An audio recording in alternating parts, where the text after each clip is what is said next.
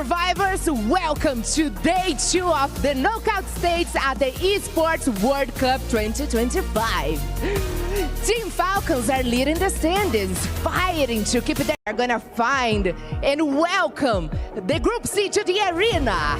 And new teams, new battles, and even more action coming in your way. Let's drop in and see who will rise above. It's time to introduce the teams competing today too, starting to Burira United. They just don't win, they dominate. The Kings of Booyah are back.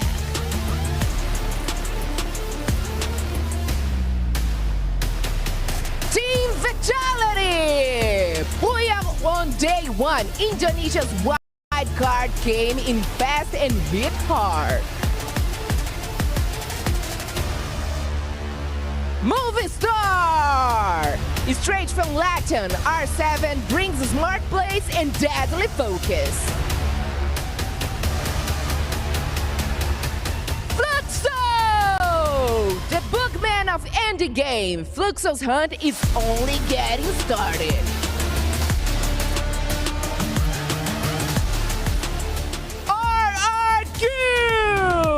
A legacy of power from Indonesia, RRQ is built for the big moments. Oneg! Champions of Free Fire World Series Southeast Asia, Indonesia finals are here to crush the world. Hotshot Esports! Paxton's finals are here just getting started.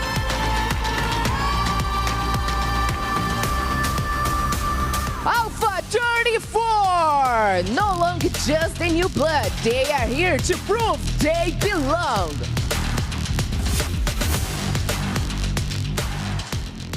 Core Memory Esports! Brands over panic, they are back to control the chaos.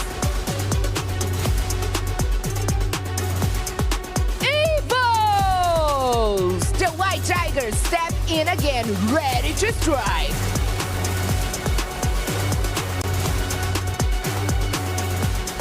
Dragon Esports! They may feel, but they burn wildfire. They are ready to ride. Los! The Free Fire World Series Brazil champs have arrived. They are here to prove why they wear the crown.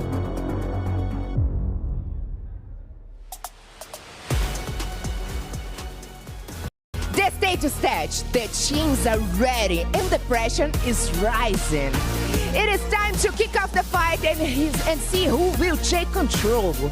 Because day 2 of knockout stage starts right now. Buckle up and let's hit the skies!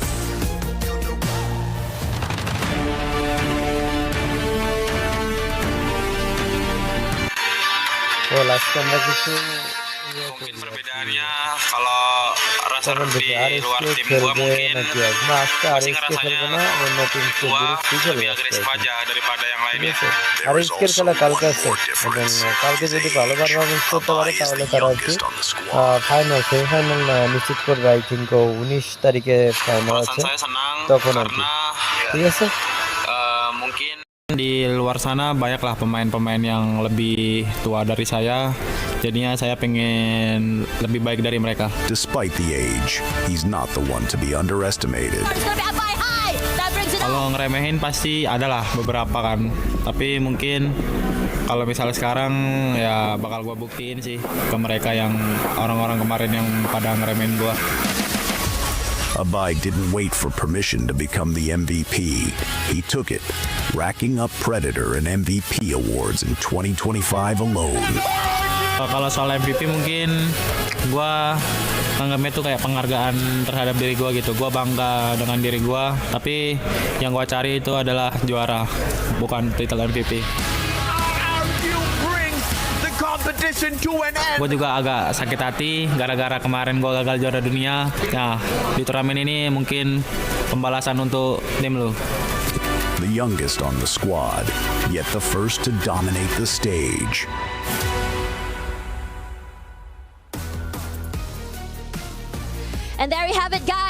Southeast Asia yesterday, hot streak, 5 games in a row before Pain Gaming decides to end it. My question is whether or not that end that Pain Gaming gave us, the last booyah, will be the catalyst for the rise for the Brazilian teams today. Yeah, welcome to the day 2 of the knockout stage. You're here with Tash, Bani, and also me, Admats. We are coming in with Group C and welcoming Group... we're coming in with Group B and welcoming Group C in our day 2 bout. We see the likes of RRQ and Onyx from Indonesia. These two teams would likely dominate here on day number 2, but they have to remember there's also Buriram, LOS, Lost, Rainbow 7, as well as Dragons Esports in the mix. Yeah.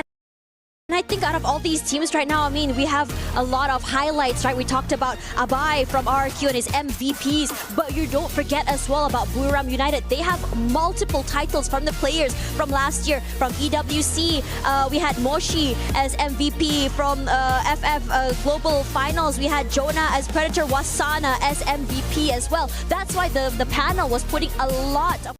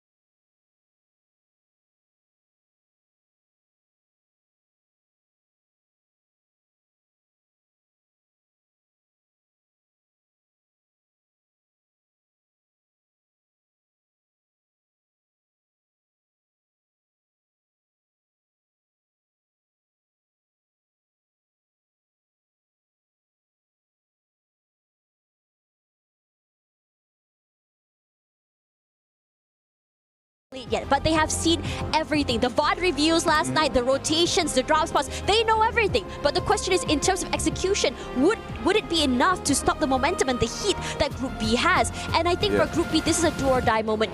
You either perform or you don't, because you want, like Danley says, do not cross that red line. You need to make it to that top 12 to be able to make it to that next stage. That's correct. The mindset of Group B, teams from Group B, should be to rake in as much point as possible. Yes, we know this is just a knockout stage. If you made it to the top 12, you're good to go. But for teams that are in Group B, they will not know, because they have to wait for A and C to see whether or not they qualify for the next stage. That's why the sentiment or the mindset of the players from Group B has to be, I have to take as much points as possible.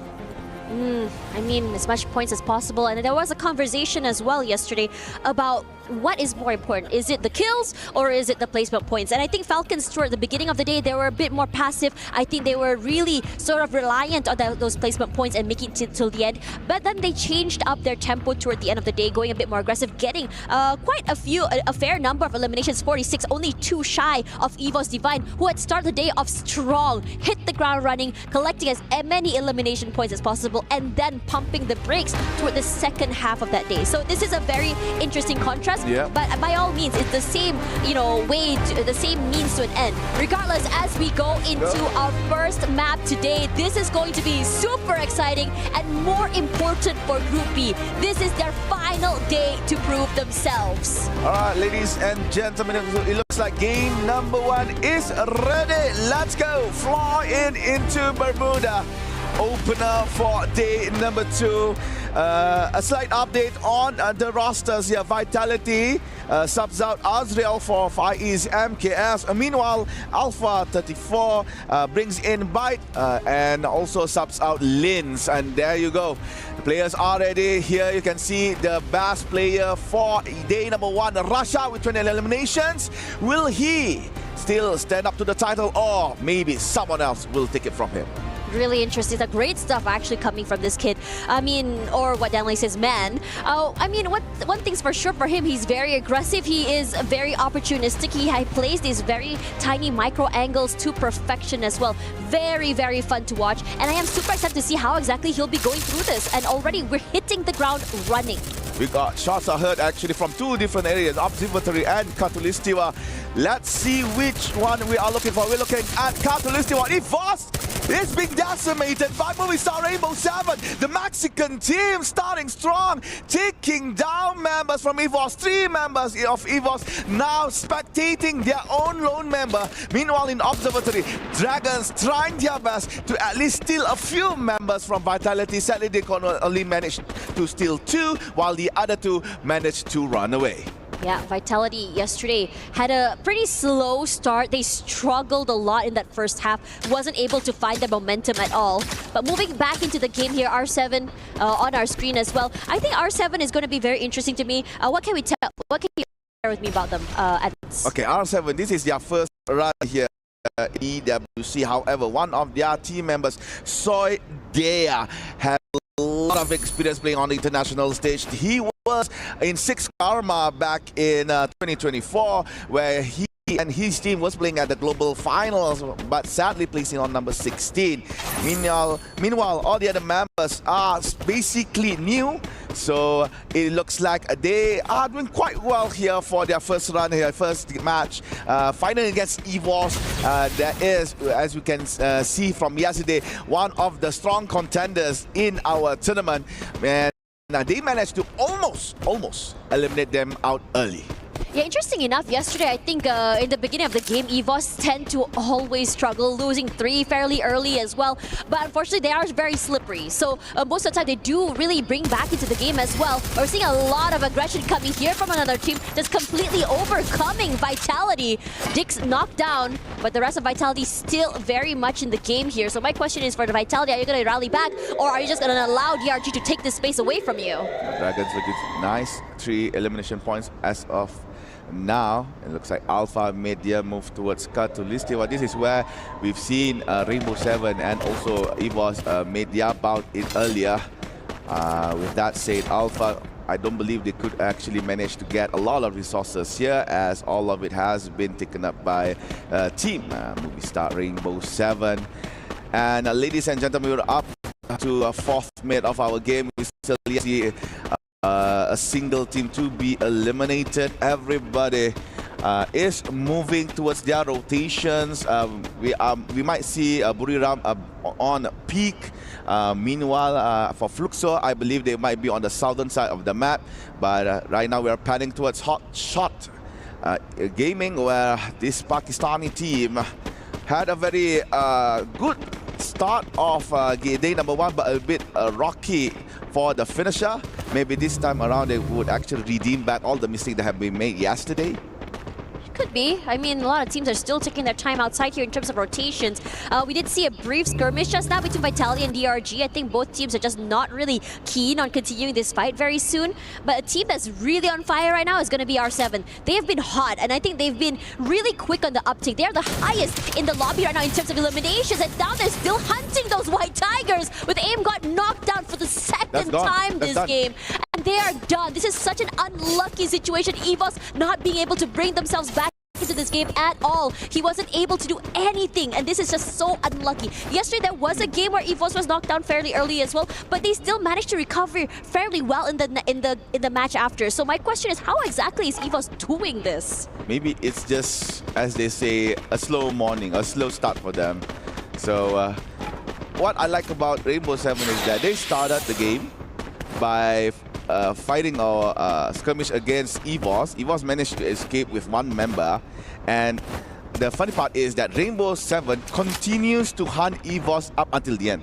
That's a good thing, honestly. You really want to disable, because you know that EVOS yesterday, I think this is what they say, that you do your homework. EVOS yesterday, they got, they lose 3 fairly early, but they always come back into the game. And then they start rampaging. They start to collect a lot of elimination points. They start collecting, all these placement points. Their survivability is on a high. So being able to just really, put your claws into this EVOS players, not allow them to be able to take advantage of situations and, give them that second chance, will really help stop their rampage right now, because currently they are second on the overall ranking list. All right, looks like Seafox is being attacked by another team.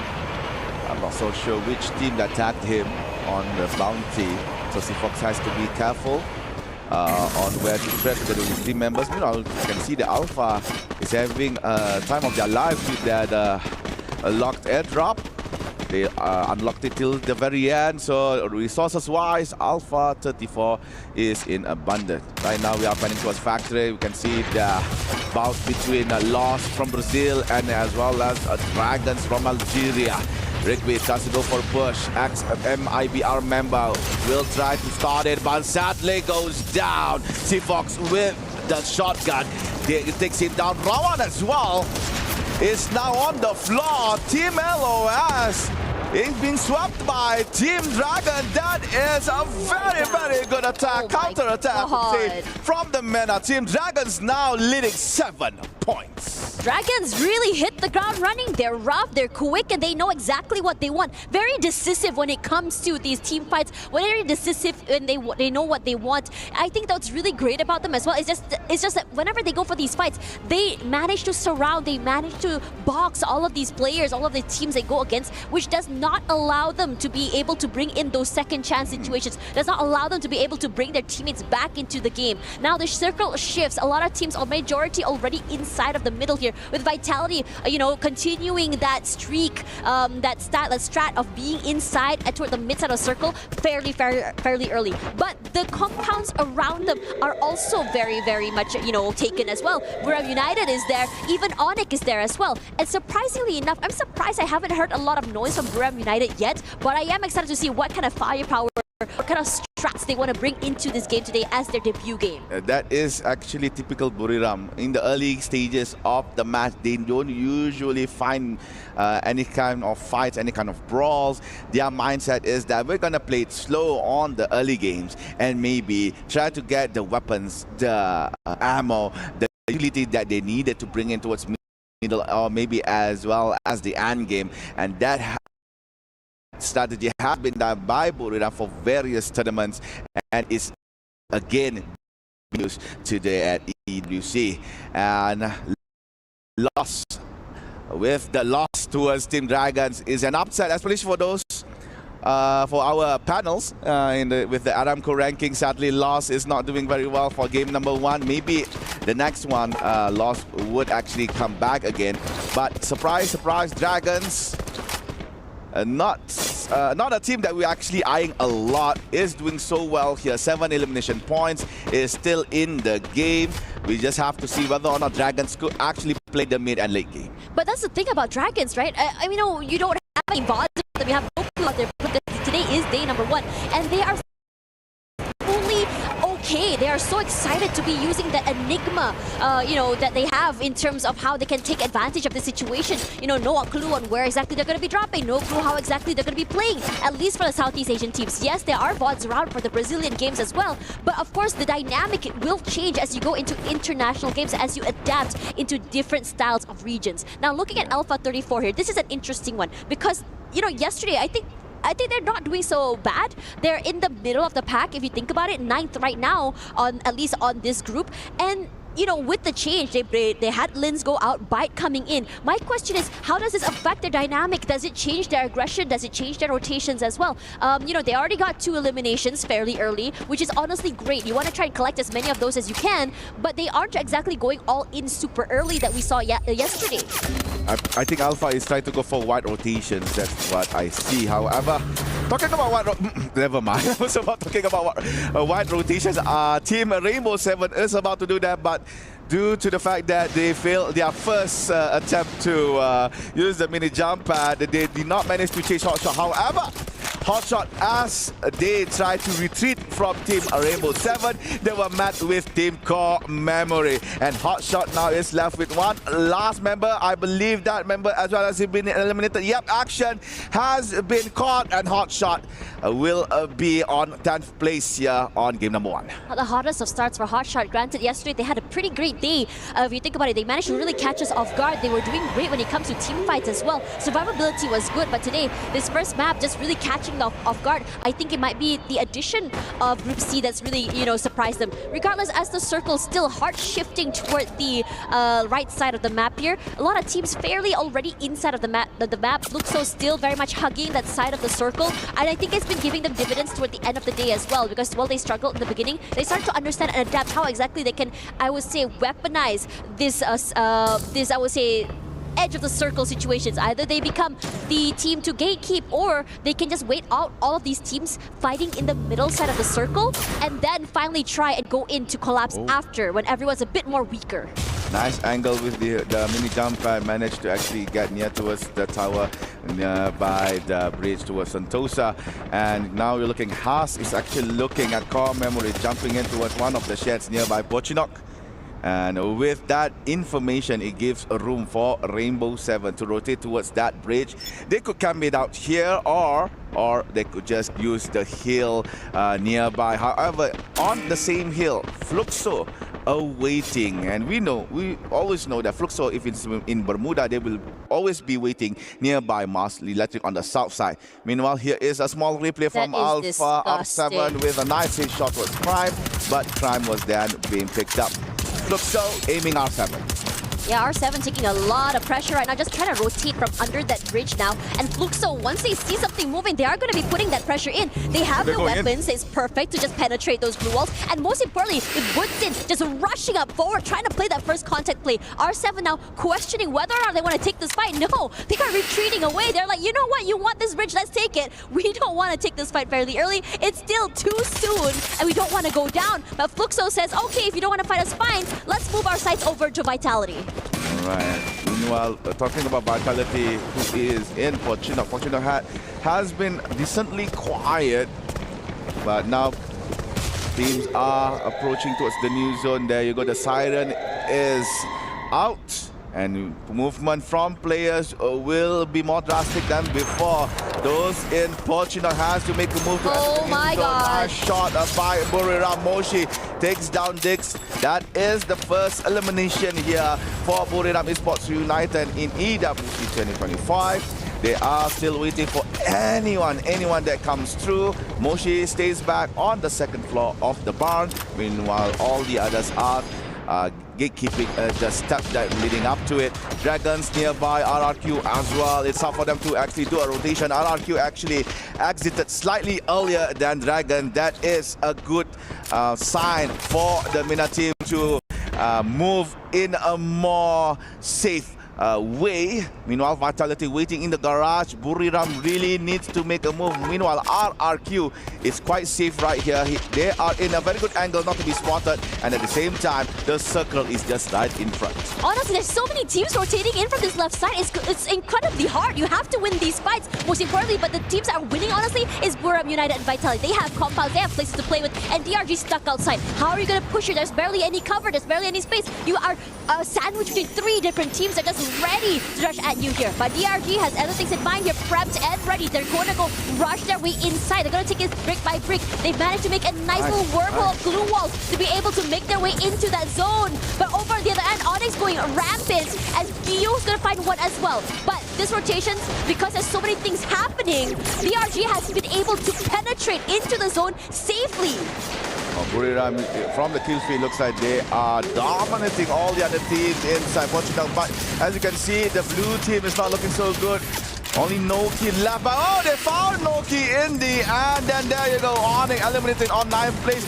Right in front is a member from Team Alpha, R7, holding strong, pushing back Joanna and also Get High. And the snow grenade has been released towards R7. R7 has to retreat. Meanwhile, Buriram, this is the time for them to shine. They are trying to hunt the other members around them. However, Alpha 34 eliminated on 8th place. Buriram tries to push towards Vitality. Koja is now on the floor. Kill goes to Butsin from Fluxo. Faiz backstab from the back and Vitality eliminated at 7th.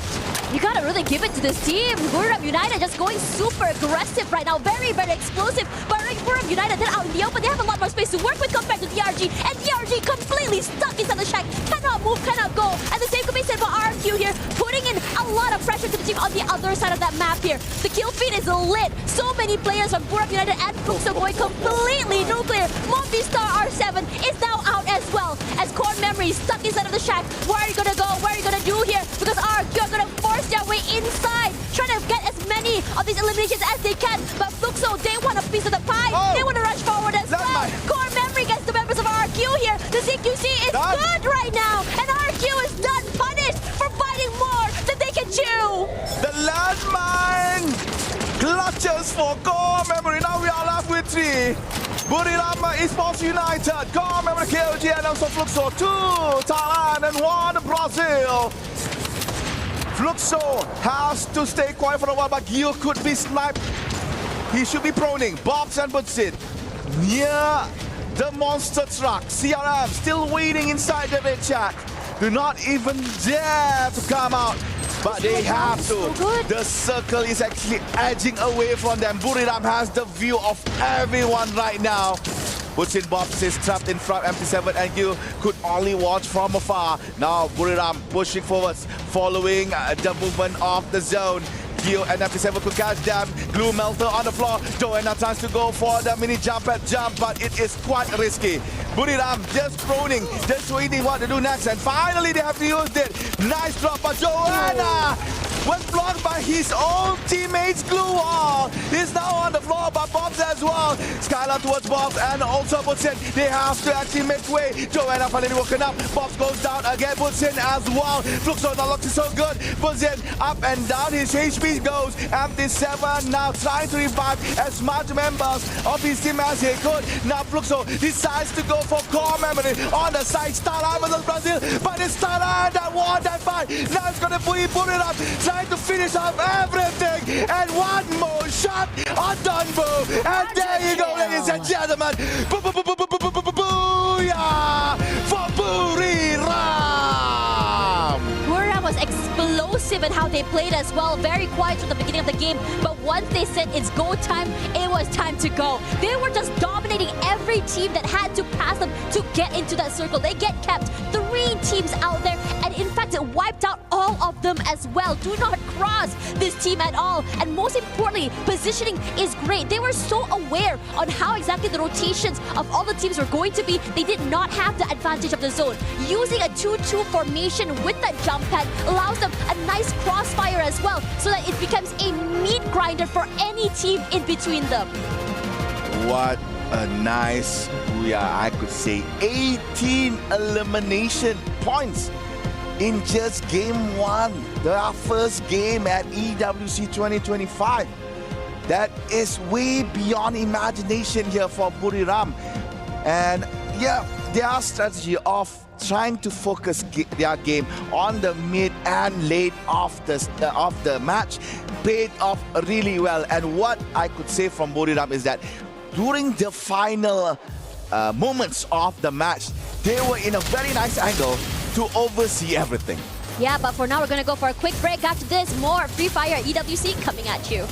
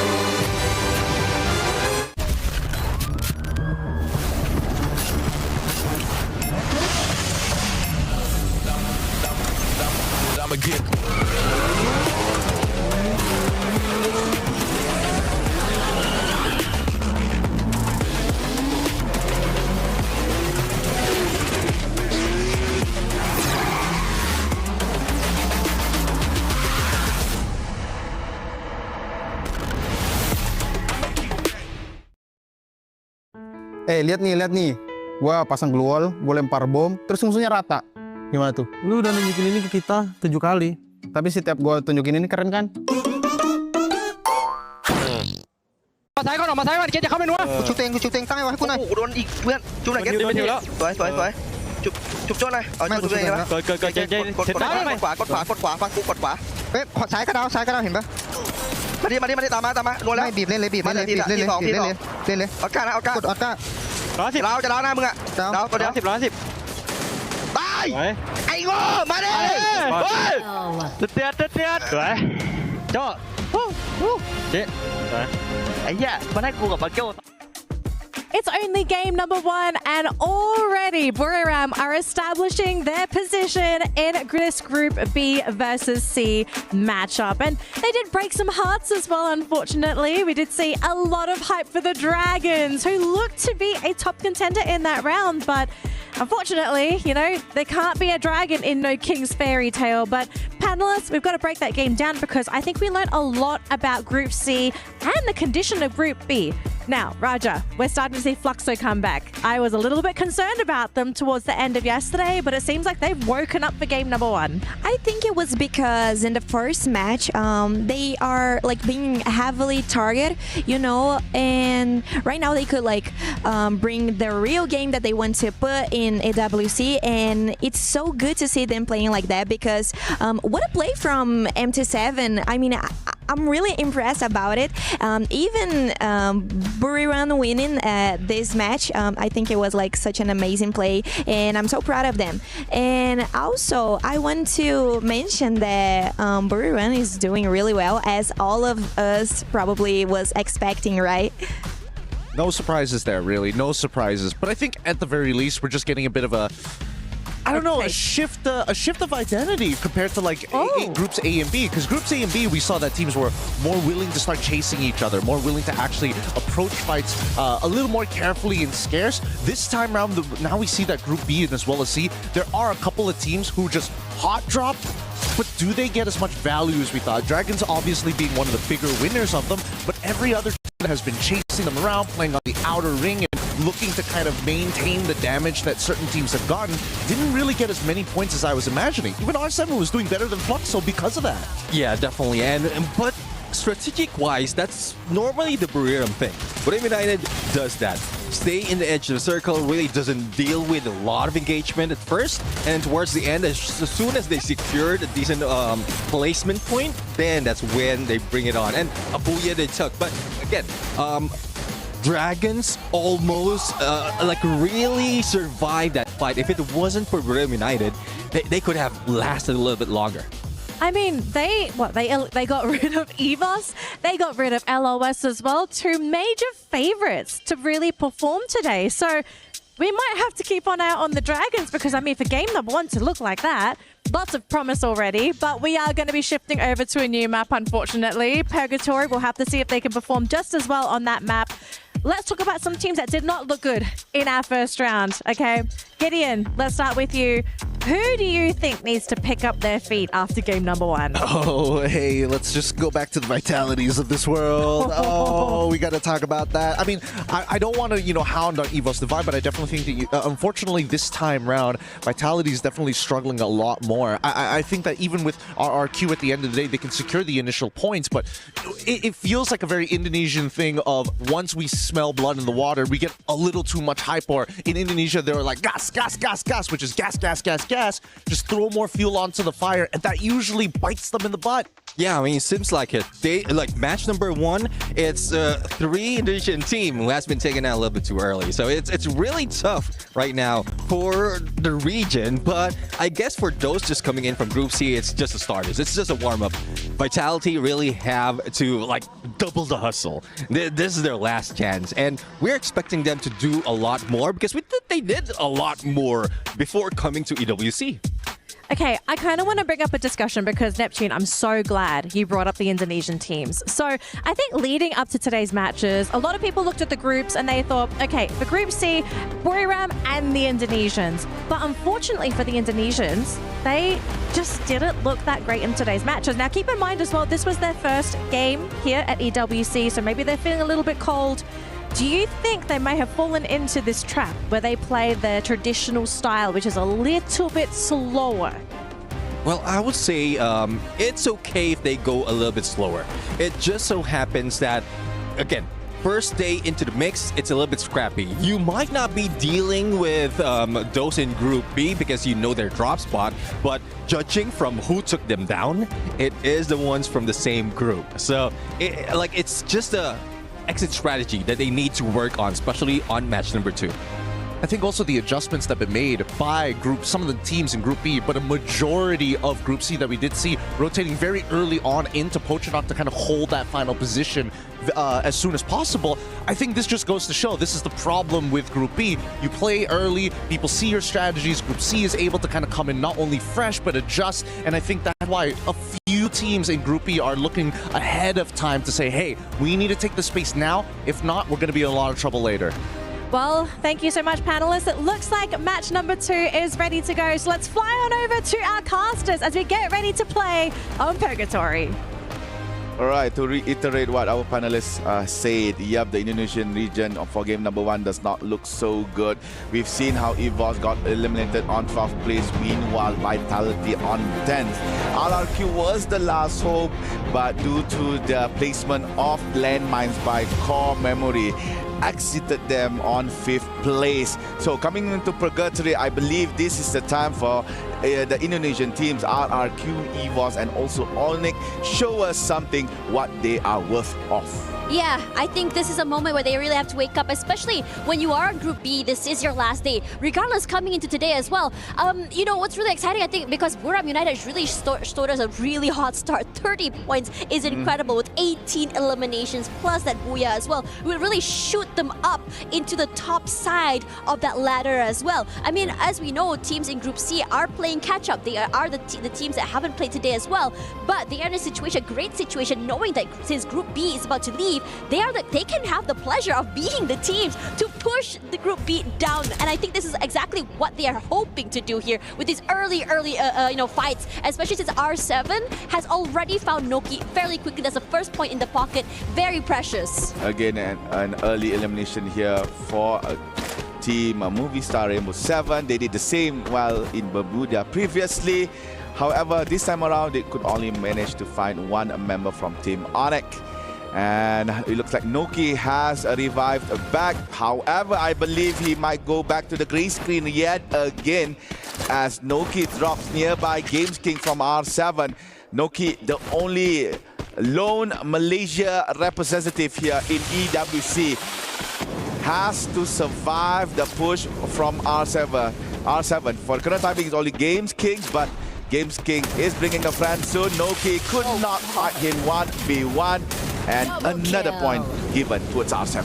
Dying twice to the same opponent is just devastating. Wasn't brought back into the game immediately camped. We're starting to see this pattern of teams really just chasing, their prey all the way to the ends of this earth. As RRQ quickly gonna find, smell blood in the water here because DRG just circling them like sharks. They have a lot of space to work with on the outside of the area. They can play off sound cues. They can play off, some micro angles as well. They immediately break the glue wall. Tries with some free fires, fight nothing quite yet because RRQ has really moved themselves outside, but Remind is just so aware where Dudes might be. Dudes falls. Adam and Mal also try to answer back, and they do. DRG now in trouble, but they are rallying back. Shouldn't be too hard to bring Remind back into the game.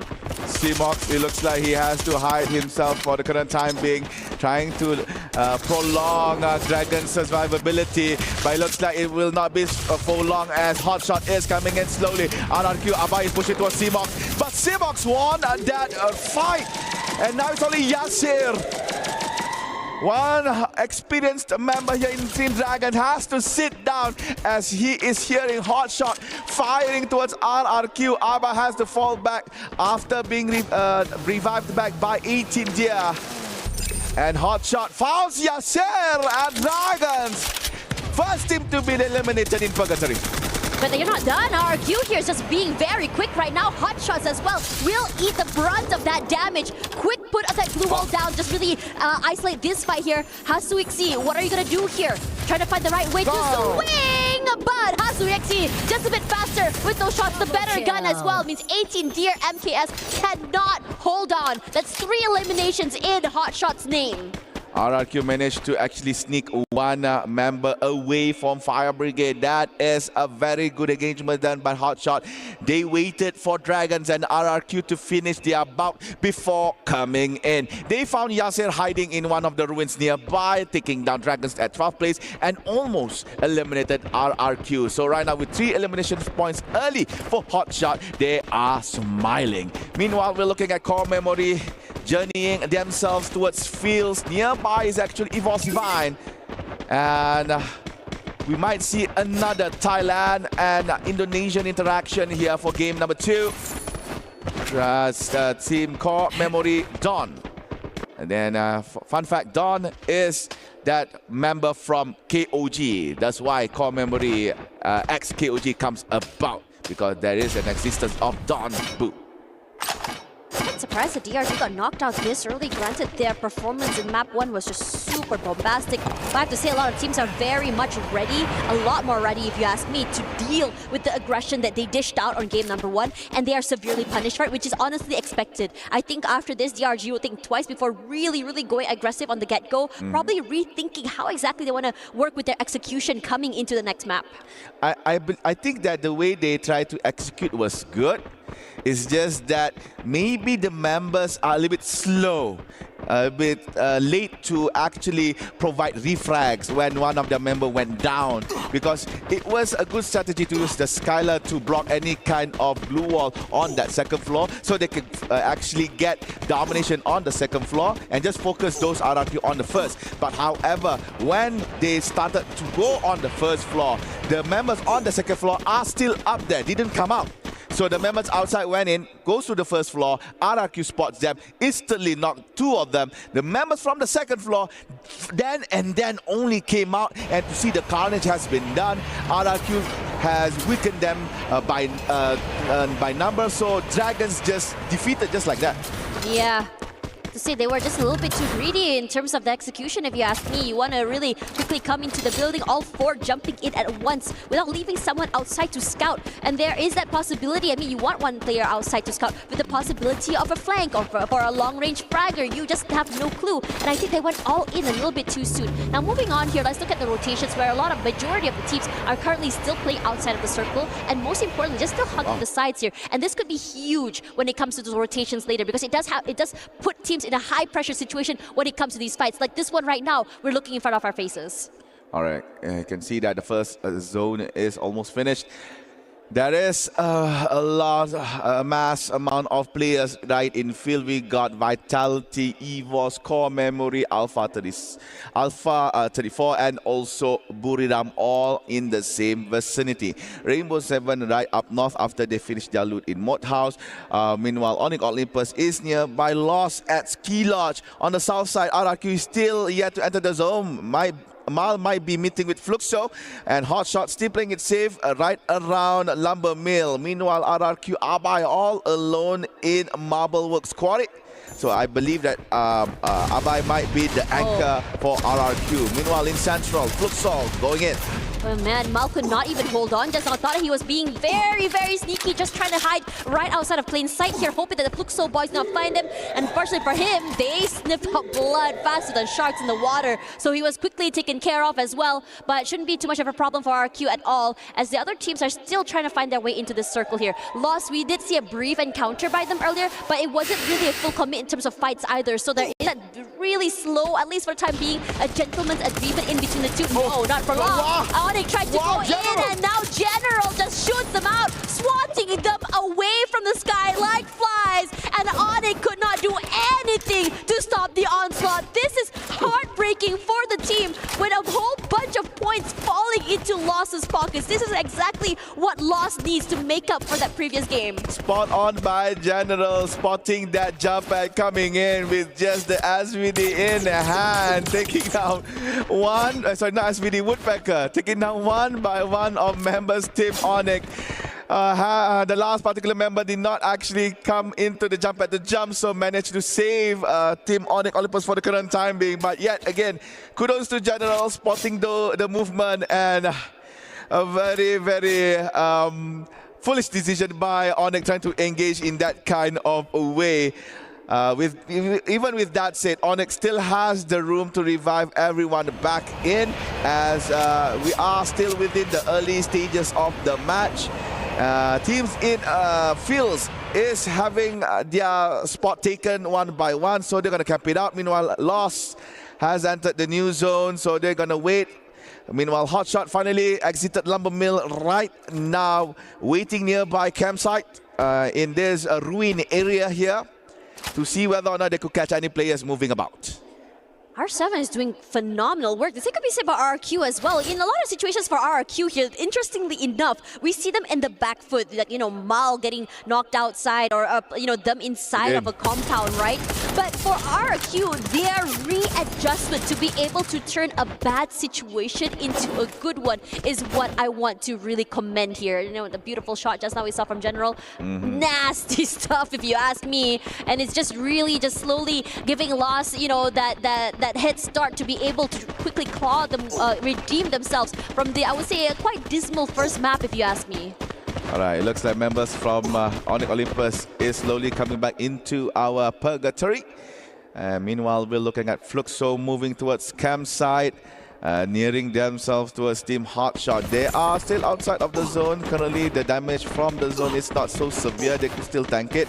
As you can see, MT7 has 6 mat kits that can be used, so it's fine for him and his team to actually still be outside. Meanwhile, teams that are inside are looking okay. Some are camping in their own spot. Meanwhile, some are still finding ways to rotate within the current zone. And RRQ is slowly gathering. They are currently on campsite nearby to Fluxo. So we just have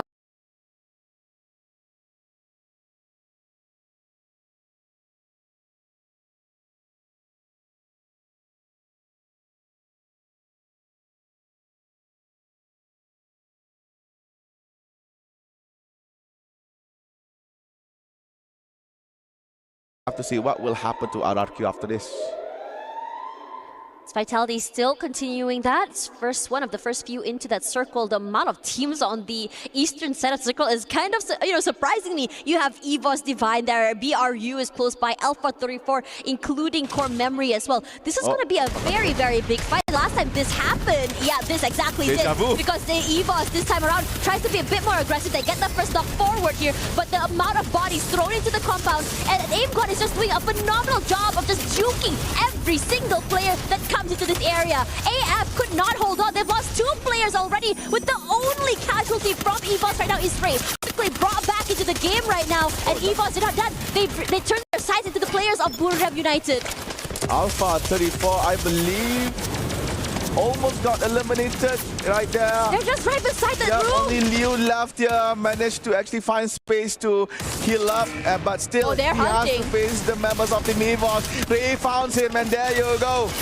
It's RRQ that went up first before Team Alpha. What happened to RRQ? I believe they have met with Fluxo. So Alpha number 10, RRQ number 11. And now we're looking at EVOS trying to murder Team Buriram. This is the team that gets the Booyah on Bermuda. They have lost Wasana, they are Russia. Meanwhile, Onyx has been found. They are eliminated on 9th place. What chaos is happening right now? There's a lot of things going on here, but I have to say Buriram United was waiting for the right opportune moment to go aggressive, but EVOS Divine was very much ready for it! Buriram United has lost so many bodies with only 2 members left. Get Hayamoshi side by side here. Individually, these players are brilliant, but against the 4, could it be a high ask here? They can isolate this fight perhaps, try to go for this isolated 1v1. They cross by each other. Ray finds one already quickly. Get High falls! And the same could be said about his teammates. Buriram United, the casters, the Booyah curse still continues from yesterday. And EVOS this time are happy to take this win. They didn't do too well that first match, but they want to continue this streak. But all these fights are just taken out one by one because Core Memory has been waiting in the wings, waiting for the right time to strike. Meanwhile, we're looking at Hotshot with Vitality. Konya and Nix lost the fight, as well as Faiz from the shot from Jam at the back, basically helping Hotshot. Vitality eliminated on 6th place, and now Hotshot trying to get some kills in, managed to get a few shots on towards Team Core Memory. However, Joker steals the knock from Hotshot, taking down Zen as one. And now Core Memory still outside of the zone, is in a dangerous spot. Jump be taken down by Hawks together with shots from Hotshot, and Jump contributed a point here for Team Rainbow 7. And Hotshot moving towards the front, might be facing Rainbow 7 soon, but for Core Memory KOG, Cougar and Don is the only one left, and they have no place to go. They have to move in the open. They have to pray that teams are currently fighting while they are moving. And yes, their prayer is answered because Rainbow 7 currently putting bullets towards Hotshot.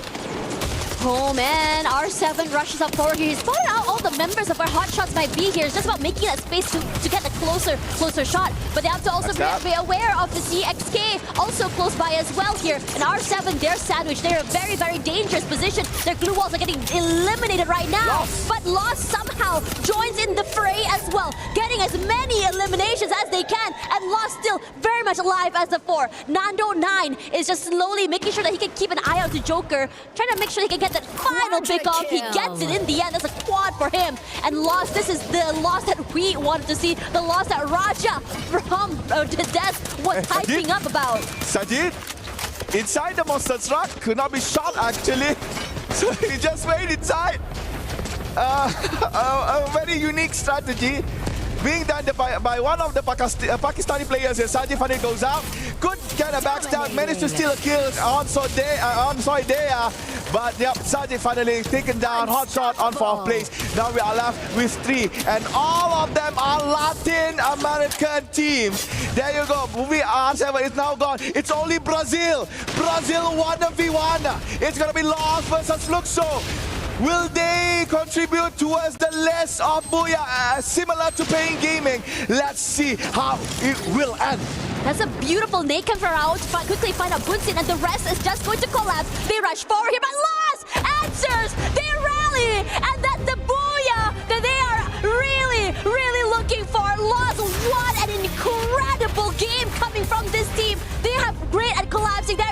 rushing, and most importantly, Nando9, he looks hot right now.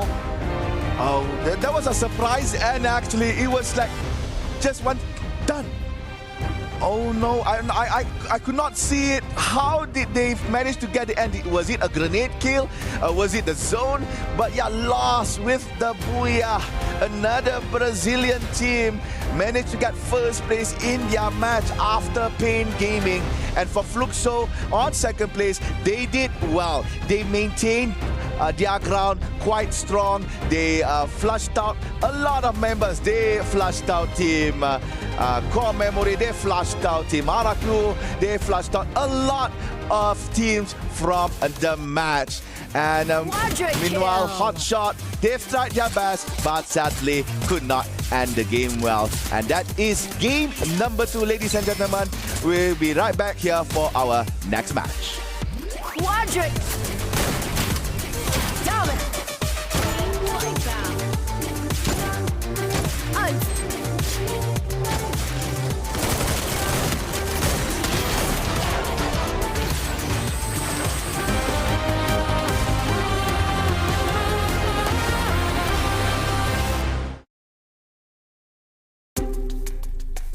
What's up, Free Fire fam? I'm Carol Bombshell, and I'm happy to be here for Free Fire at AWC 2025. And I'm also happy to be reunited with Los, the team from Brazil. Welcome, guys. We are going to play a fun game here. Basically, one of them will get a paper, and he can maybe draw something, use his body, and the other two will have to guess what he's doing. Are you guys ready? Estão prontos? Yes. Pronto. Quem vai começar? Who's going to start? Raoni. Já tá aí, já tá aí, já. Já olha pra lá, já pra não roubar, já. Eu desenhar. Ok, Tá muito he's na gonna cara. draw. Não vai entender nada. Deixa eu ver o que é isso aí. Ok, they are gonna guess. Mapa de tesouro. Vai. Não. Mano, o que é isso aí, Rony? Mapa, só mapa. É um mapa. Tá quente, tá quente. Tá quente. Come on, Nando. Lava terra. Lembro do fluxo. E o terra? Vai, lava terra. Alright, next one. Rigby. Ixi. Não, olha pro lado aí. Olha, não olha pro cara. Olha pro lado aí, olha pro lado aí. Não, vamos ver se Vamos lá, Rigby. Acabou. Podem olhar já, vai. Aqui, ó. Olha aqui, pô, olha aqui, ó. Tem aqui embaixo também, pô. Lojinha. Que lojinha, mano. Sei lá. Tá, vamos pensar. Mano, pensa, mano. Pões. É escudo. Tá bom, ó, acabou o tempo. Escudo. Acabou o tempo, fala Que aí. isso, inalador, tropa. Inalador feio. Inalador feio. Pô, que Gente, isso, não vamos mano. dizer o que isso aqui parece, né? Mas. Inalador feio. Inalador. Inhaler. Isso. Deixa eu coletar um aqui.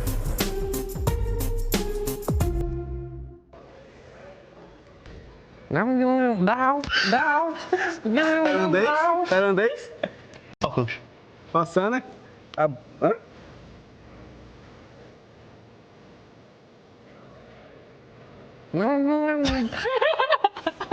Abai. Abai. Agora só o Rigby não tem ponto. Cabelo. Bandeirão? Emote.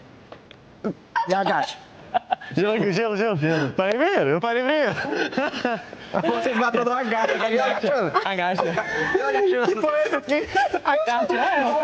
Eu entendi bandeirão. Ele tá jogando no gelo dele. Vai, Rigby, sua vez. Agacha. Ó, ponto pra mim. Vai falar então. Fecha o olho. Tá fechado meu olhinho. AP40. Tá bom. Scar. Bisão. Impossível. Ele vira, é porque é uma visão, velho. Fechou, galera. Vai, Nando, sua vez. Eu gostei. Dá pra me acertar. Eu Dá pra me gostei. acertar também, então. Gancho. Caramba, bom demais. Vai, Raoni, sua Na vez. cara. Último, vai, o último, vai. Ah, isso aqui dá pra fazer. Essa é legal. É. Essa é legal, vai. Precisão, tá? Crossbow.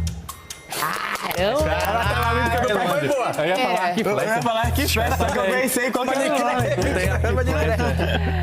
And that's a wrap, guys. Thank you so much. Thank you so much, Luz. Enjoy your stay here in Riyadh, and also good luck in the matches, all right? Go Brazil.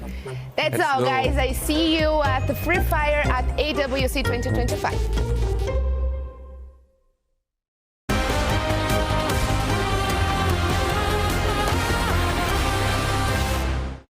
Joga pra trás, General. Joga pra trás, não durando. Joguei. Aqui, ó. Aqui na direita, tropa. Quebrei Josi, quebrei 2 Josi. Volta mais comigo. Vou fazer step pra nós. Volta mais comigo. Relaxa. Ó, tô na esquerda. Na minha direita tem, na direita. Essa porra aí, General. Dentro que tem. Ô, General, vamos rushar aqui dentro, Não, General. vem o caralho, Vou mano. jogar. Vem, desce, ó. Desativei. Tem, tem um. Matei, pô. Vamos, caralho. Tomar no cu. Boa, tropa. Bora, caraca. Bora, Ronildo. Bora. Bora fumar, hein, tropa. Welcome back to the Desk Survivors, and what a final circle. Are we at EWC or was that the Brazil final? LOS and Fluxo going head-to-head for that final scoring booyah, but I know Raja, she's got a lot to say about that because I think that was a final circle you've been looking forward to the most. Yeah, it looks like the FFWS from Brazil. It was so interesting. And, well, they are kind of rivals in Brazil. So I think that, like, the crowd must be, happy to see them, like, fighting against each other. And it's so good to see them performing that good because that's what we were, like, expecting from them. Fluxo, I think it was like such a bad day yesterday for them. So today they can be much close of what they usually do in Brazil. And Los, it's a good start, but I mean the first match wasn't that good. But right now they can like show the Los play, you know, like the play style of them. And I would like to mention too about the R7 because they are like the Latam. They are from Latam, so they are playing so good too. And it's good to see because they are like the dream team from Latam. And well, I'm really proud of them. I don't know about you guys. I don't know if you guys like to see Brazilians in that way, like just Brazilians in the ending of the safe zone. I'm sorry. I thought my power ranking was like, I do believe that Brazil has a really good chance at getting this. I will admit that I have my doubts about R7. It looks like they were in a really good spot. And then Hot Shot happened. The monster truck shenanigans, oh my goodness, hidden underneath. And honestly, I think that R7 might have had an opportunity to disrupt both Fluxo and as well as LOS in that final ring, right? 3 Latam teams, and all of a sudden Hot Shot decides to be like, no. One of these teams don't get to have as much fun. Yeah, I mean, that's quite different. Like that from what we've seen so far. And I love that Lost really is coming back strong. We did mention that Lost is coming from a different squad. It might be a different brand, but they're just returnees from EWC 24. So they have the experience. They also have their like rivals who they want to beat right now, and a lot of movements coming from Southeast Asia. So they're just being one big package of Free Fire champs.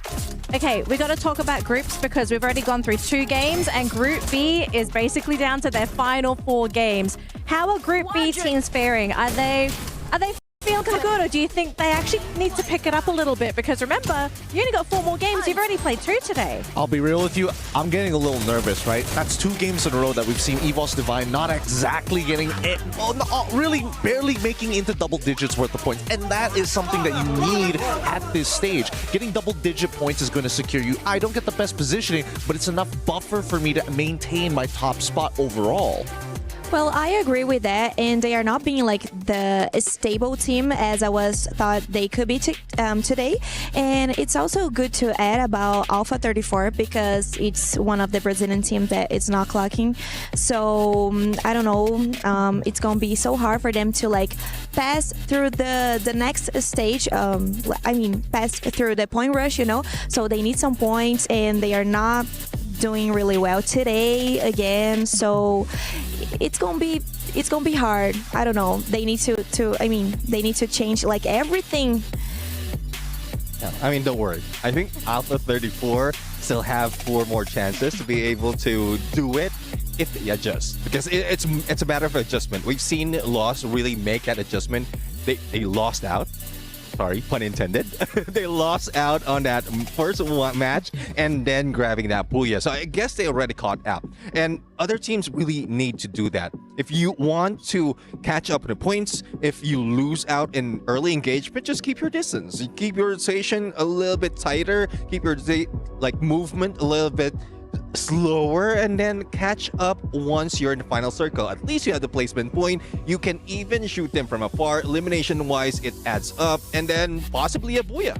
Okay, here's the thing though. Can you really afford to play slow when everyone else has decided to hit the ×2 button on these rounds? That's the thing. I was about to bring up the exact same thing, right? Because I feel like right now, when we're looking at the overall rankings, just notice the teams that are generally struggling at this point of time, and we'll see more of it change later down the line, are teams who have not only adjusted, but kind of understand that a lot of their strategies are starting to clash with each other, not in the best ways possible. Mid-game seems to be the most comfortable for everybody, but early to late has been such a big struggle. I think one of the few teams that have been doing well in map number 1, like Core Memory, making it not only into top 5, but the main issue is that, hey, we're kind of stuck here, right? Now other teams have more util to get around us, and we don't know how to kind of push through. And the same can be said for game number 2 as well, where we see a lot of Southeast Asian teams saying, we need to make a move. Oh no. Everybody's keeping each other honest. We can't get out of this. Yeah, I guess one thing that the team, especially from Group B, has to put in mind, at least 130. If you reach that number by the end of the day, then you're secured to be on the top 12. Okay, Neptune, I do know you have some numbers in front of you. We're going into Kalahari next. Who needs these points on Kalahari? Who needs them?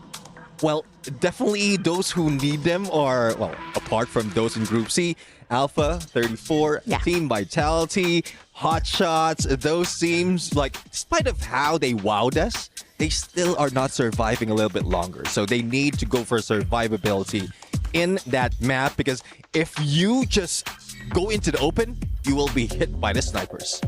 And not to mention that there are some notorious teams who are devastating on this map as well. It's going to lean into teams like RRQ, for an example. Indonesians in general. Then I think this is the starting point if Indonesia wants to start to generate momentum for themselves to try and slingshot their way to eventually the point rush. All right, analysts, thank you so much for sharing with us your know-how on what we're expected to see in our next matchup. Now, things are starting to heat up because we are just about ready to jump into Kalahari, but we're not quite there yet. So I think it's a good time to do a bit of a temperature check on the main stage. Husky, AJ, how's it feeling over there? Ladies and gentlemen, boys and girls, survivors of all ages, welcome to the temperature check here with your boys Mustachio and Husky. We know you guys have been waiting for this for quite a little bit. Husky, give us a lowdown of what happened yesterday, man. We got to start with day 1 of the Free Fire at EWC 2025. Team Falcons, they brought on the back 2 booyahs out of 6 rounds back to the Falcons' nest before teams like Virtus Pro, Vitality, Evos, and Pain Gaming bring the back home for themselves. But there are also other teams that cooked up a full course meal. Hotshot Esports from Pakistan, RedHawks from Bangladesh. They also tried to complete their service, but unfortunately, RedHawks dropped the plate at the last minute, but Hotshot Esports got a 5-star service. Certain teams struggled though on day number 1. For example, Vision System and Alpha 34. They tried to get in the kitchen, but they burned down the entire establishment instead. Hopefully, they can recover. When they told me it was a temperature check, I expected the teams in Group B to start off this day hot, but it is Group C kicking off stuff here absolutely hot. In just game number 1, Buriram United Esports hit 30% of whatever Falcons took in the whole of their 6 games, but unfortunately they flunked out in game number 2. It's all right because we need to give way for the rest of them as well. We've been waiting for the Brazilians to wake up for quite a while now, and the Lost Boys ain't lost anymore. They found their way to the final circle. They found their way to a booyah as well. But you know what's the most surprising thing here? Hotshot. They are still keeping up, Husky. Last year we talked about Hotshot having an opportunity to qualify. They finished 15th place in the knockout stage, but this year is looking pretty good, getting closer and closer for that dream playoffs run for the Pakistani team. But I gotta say, Lost, they come into this having players from last year finishing in 4th place in EWC 2024. The Brazilian teams, they are hyping it up. Group C is getting hot. Yeah, and of course, you guys are obviously looking for Fluxo as well. Fluxo, as always, I think nobody needs to be worried about Fluxo being hot because they've always remained chill. That's exactly what the Brazilians are made of. Absolute ice cold stuff in their veins. They're hanging around the mid-tier table at this point of time. Jumping up to the top is not what they're looking for. Consistency is key. At the end of the day, we are only looking for the top 12 teams, and I'm pretty sure they're going to be able to get there. But the question is, will Hotshots be able to keep up this momentum for themselves? Tomorrow, will RedHawks be able to heat themselves up with whatever that's happening here? Because you know what? They were on fire as long as you and I were on the mics, and then the 3 final games, they kind of simmered down a tad bit. And I have 2 teams that I want to quickly bring up that were actually on fire right off the get-go from Group C. Rainbow 7 and Dragon Esports out of nowhere, taking out teams like EVOS, taking out teams like Vitality, bringing the fight to teams like Buriram United Esports. You cannot get more hot out of the gates like that. Guns blazing and everything on the kitchen sink thrown at the world stage. And this is what we want to see from all the competitors on this main stage. Absolutely. And of course, that's the wrap up here for the temperature check. We'll be back with you guys maybe later on. But for now, back to the studio you guys go. We'll catch you on the desk later.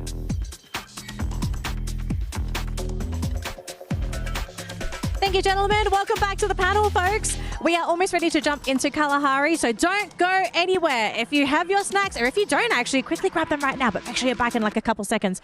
Kalahari, that's that next map. It's going to be a pretty hot one because the Indonesians in particular are really eyeing this map. So the question I have today is, are they going to be the targets? Are they going to be the victims of this next round? Because this is public knowledge. It is not a secret that Indonesia typically performs well on Kalahari.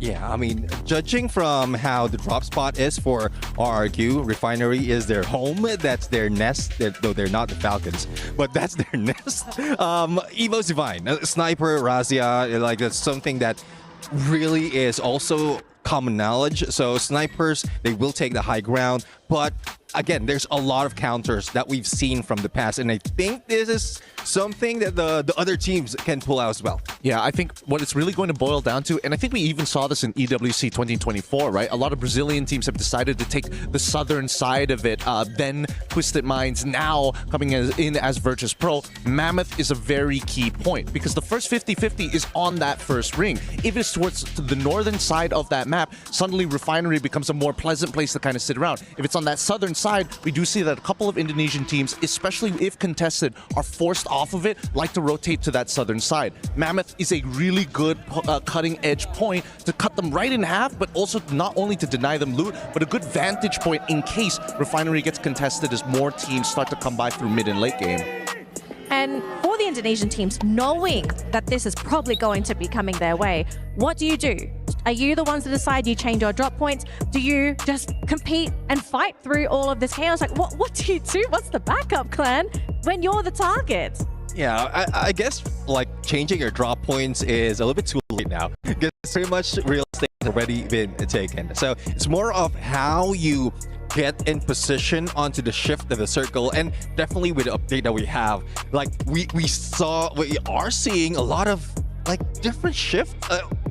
I would say difficult for the other teams to come by and get to the other to inside the next phase that quickly. A lot of teams has been hanging by on the edge, as you keep on pointing out, and a lot of teams, more than half, are struggling to run them through. I think at this point, the only Indonesian team that needs to be a little bit more worried is definitely going to be EVOS Divine, right?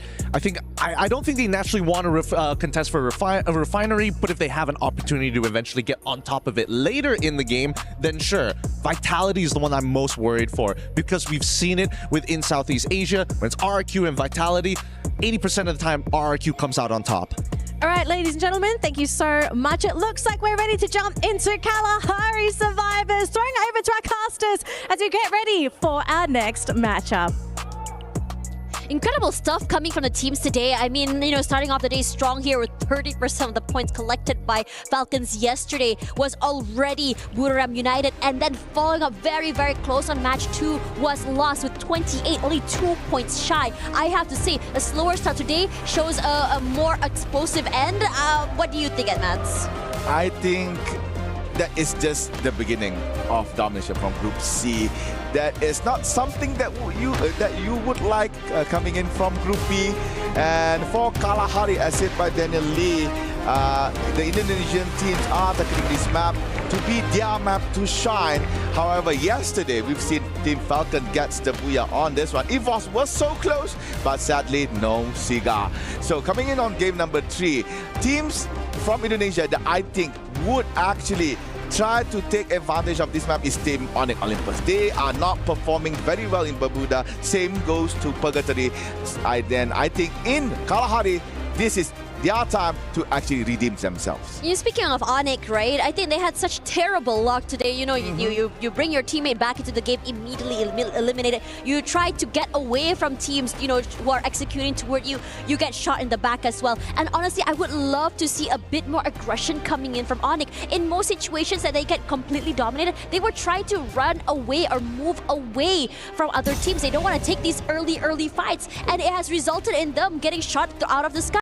I want to see them receive these fights with fire, show a bit more dominance, and perhaps this is the map that you mentioned. This is a map they're more comfortable on. Perhaps they can do so. All right, talking about comfortable, it looks like CRM or Core Memory is in a comfortable spot, getting one elimination. And might go for a second one, but no. Ray gets the hit on towards Kruger. Jump tries to go for a refrag. Only has one glue wall to work with, but he still wants to go. No armor, no helmet, risking it all. Nope, no cigar for Ray as for Jump as well as Ray. 1v2 comes out swinging and happy.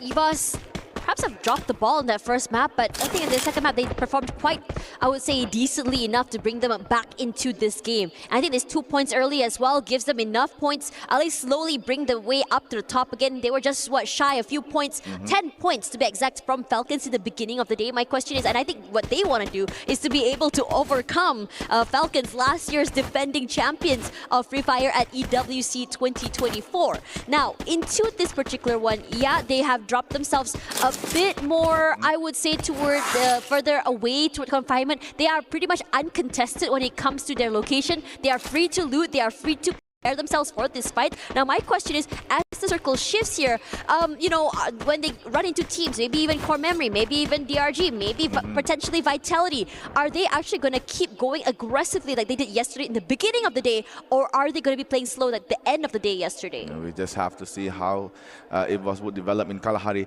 Ladies and gentlemen, if I would like to lend your eyes on towards the right side of our screen, you can see it on 15, DRG actually managed to get 3 elimination points. That is towards Team Hotshot.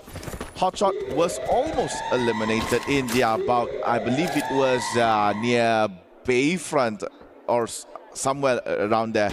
But yeah, 3 points for Dragon. Sadly was not being observed. I think it would be a good fight, but then again, we still can't get the time. So Dragon's good job for the early game. And looking at RRQ, yeah, we got it. Thank you, replay. I love you guys. So this is the fight where Hotshot got decimated by Dragons at Bayfront, and a very good start here for team from Middle East, North Africa. Interesting stuff as well. A lot slower than yesterday, that's for sure here. Looking at the map right now is Buriram United and Fluxo are just side by side. I am curious to see what's going on to the southern side here. We did see a bit of a skirmish for Vitality as well. One of their members getting one player already fairly early. Loss is also close by as well. Whether or not Loss actually wants to be able to take this early fight should be seen, but I'm not too sure if Vitality is aware that the final member of Hotshots is still very much close by. He's still very much quiet as well. He's trying to make sure he can go and reconvene with his teammates. They actually know where's Hotshot actually, because they have put bounty. There we go, that's the fight. So I believe it was a strategy to go away. But talking about fight, Tash is pointing out that Buriram and Fluxo meet each other. Wasala will be the first casualty in their interaction. So 2 elimination from team Fluxo. And yep, 2 Buriram members has been eliminated for the current time being, but still have a lot of space and time to revive it back. So Fluxo still playing the southern side of the map. In every map that they are playing, Very nice rotations as well. Loss is doing good right now. Loss already, while we were looking at the screen right now, they already got I think one elimination as well. They're just being very slowly just collecting these points. And it's not all from full 4v4 fights either. And now they have access to this armory. This should really reinforce themselves when it comes to firepower, when it comes to fights as well. I think they have a fairly good idea where the other member of Action is. I think they're looking for the hunt as well. And over on somewhere on the map as well, Rasha is going huge with one pick off, with Adam getting knocked down already. Nearby confinement, nearby command post, sorry. Vitality spots a team Onyx. Adam has been eliminated. Now they are actually pushing bullets towards Noki, left alone in a small building. Noki just have to sit quiet. Maybe it puts Noki. Trying to jump hook away from Vitality, but sadly the pole says no. Yeah. So another point here for Vitality. It's unfortunate. I mean, you want to be able to get out quickly, but even then, there's no guarantee that he's going to be able to grapple away safely as well. Because we've seen Vitality in the previous game, and it was ridiculous as they shot the players running away from them. It was just insane. Now, coming to this one, DRG is now on fire. They started the day strong, at least on the first half of that map, and they did pretty decently as well. 3 eliminations already in the bag as we move our sights onto Alpha 34 alongside R7 here. R7 rushing away to safety, running away. They do not want to take this fight, but Games King is not allowing that to happen. You see us, you fight us, and if you show your back to us, you will fall. Steal them away. 3 points here for Rainbow 7. Caught one of the members from Team Alpha 34. And Alpha 34 does not want to be in that kind of situation anymore.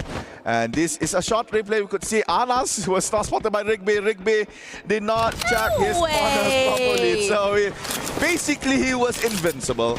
Invincible and invisible at the same time. What in the plot armor? What the hell? Okay, we take those. Anyways, Hotshot's already very much back in the game as well. Taking that space in confinement already. Now, majority of teams are still trying to make their way to the middle here. Vitality close by. My eyes are toward Vitality, DRG, and Onyx as well as EBOS. They're just side by side right now. They're so close by in that very confined area here, but we're not seeing any shots. So there's this gentleman agreement for now, I believe, that no one shoots, no one falls. And meanwhile, over to the middle side of that map here, I think RQ are very, very comfortable. That area has high, insane high grounds as well. It's looking good when it comes to long-range fights. And in terms of repositioning as well, it gives them a lot of value. And now the circle hard shifts toward the right side. They're still very much okay. Yeah, Refinery. As said by our panelist Neptune, Refinery is basically RRQ HQ for Kalahari. They're going to stay there. And again,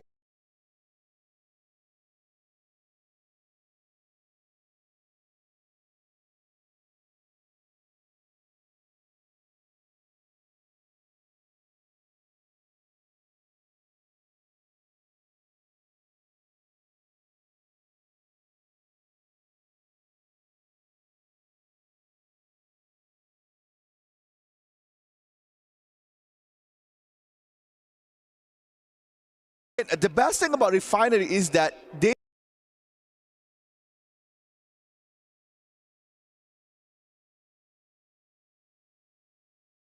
R7 Wasana and also Get High.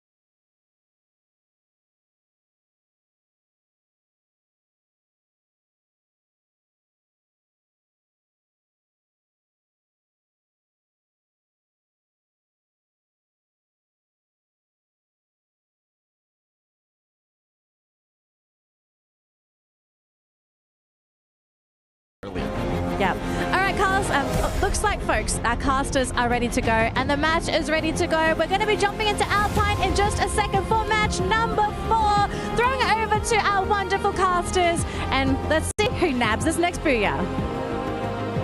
Ladies and gentlemen, boys and girls, survivors of all ages, you know what it is. You're back here with the Mustachio and Husky as we kick game 3 of It's Gonna Be Alpine time. And of course, the bigger question is gonna be who has got the ice in their veins. Will we continue to see Dragons Esports climb up to the top? They had a fantastic start here today, Husky, but I haven't seen a lot from them after that. Yeah, not just Dragon, R7 as well. Yeah. Movie star R7. You say Dragon Esports has ice in their vein. We're looking at stone cold killers from this region, from this team of 4.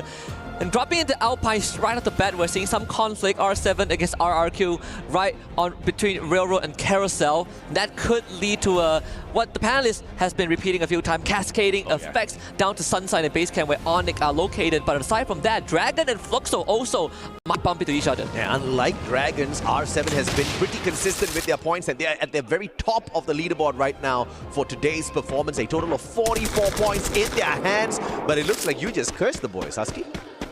Wait, what happened? Did they get eliminated? R7 just got one eliminated. Look. We saw Vision System, right? Clearly, it is their own action that led to their undoing. The whole caster curse thing is just a way to scapegoat me. I'm not going to take this down lying anymore. I need to stand up for myself. Well, it looks like Della is standing up for the rest of his squad. Good time Turner pulled out there. He's just a pure distraction. Oh! And he gets a headshot out of nowhere as well. Della yesterday going for yet another 18. Can't get the job done with the mini Uzi, but it's just a matter of time. Steps by the window. A little bit of crossfire from the opposite side as well. What? And 18 with a big mistake as Della pulls away a 1v2 solo as he handles the boys from RRQ. Catastrophic from RRQ. What was 18 thinking? Trying to coin flip a melee at the window? You had a way better chance with the weaponry that you have. RRQ now drop into a very uncomfortable spot. This is as bad as it can be. Ma'al ducks into cover but loses majority of his health. R7 once more ice cold. Yeah, 2 more survivors here for the side of RRQ. One mistake, and instead of putting a stop to the momentum of R7, they boost them up even further. This is absolutely insane of consistency out of R7, and Ma'al will lose his life as well. One final insurance policy out there who I believe is on a revival spree. We will see more of RRQ, but for the time being, my goodness me, R7 yet again, that consistency beaming through. Yeah, this is uncanny, unexpected from R7.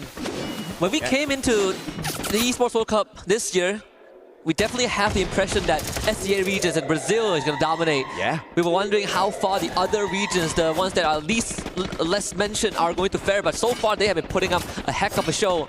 Onyx getting 2.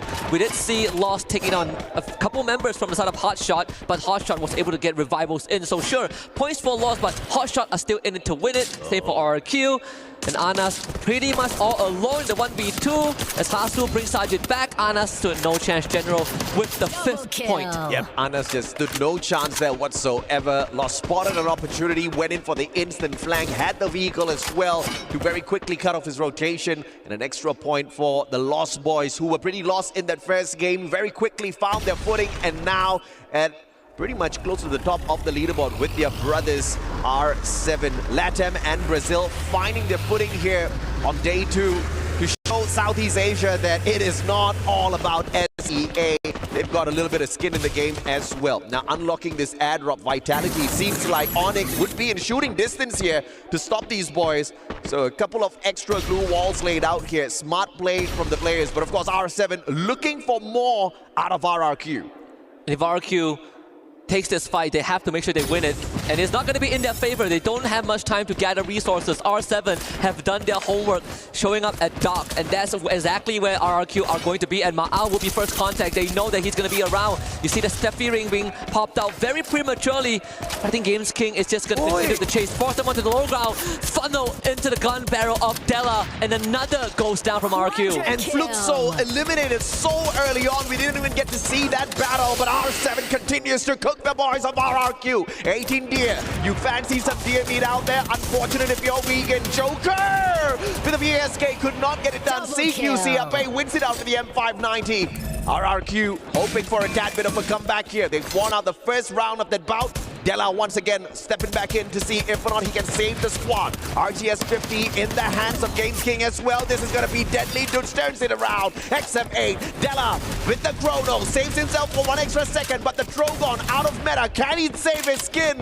Abe out of there as quick as lightning, and that buys him more time.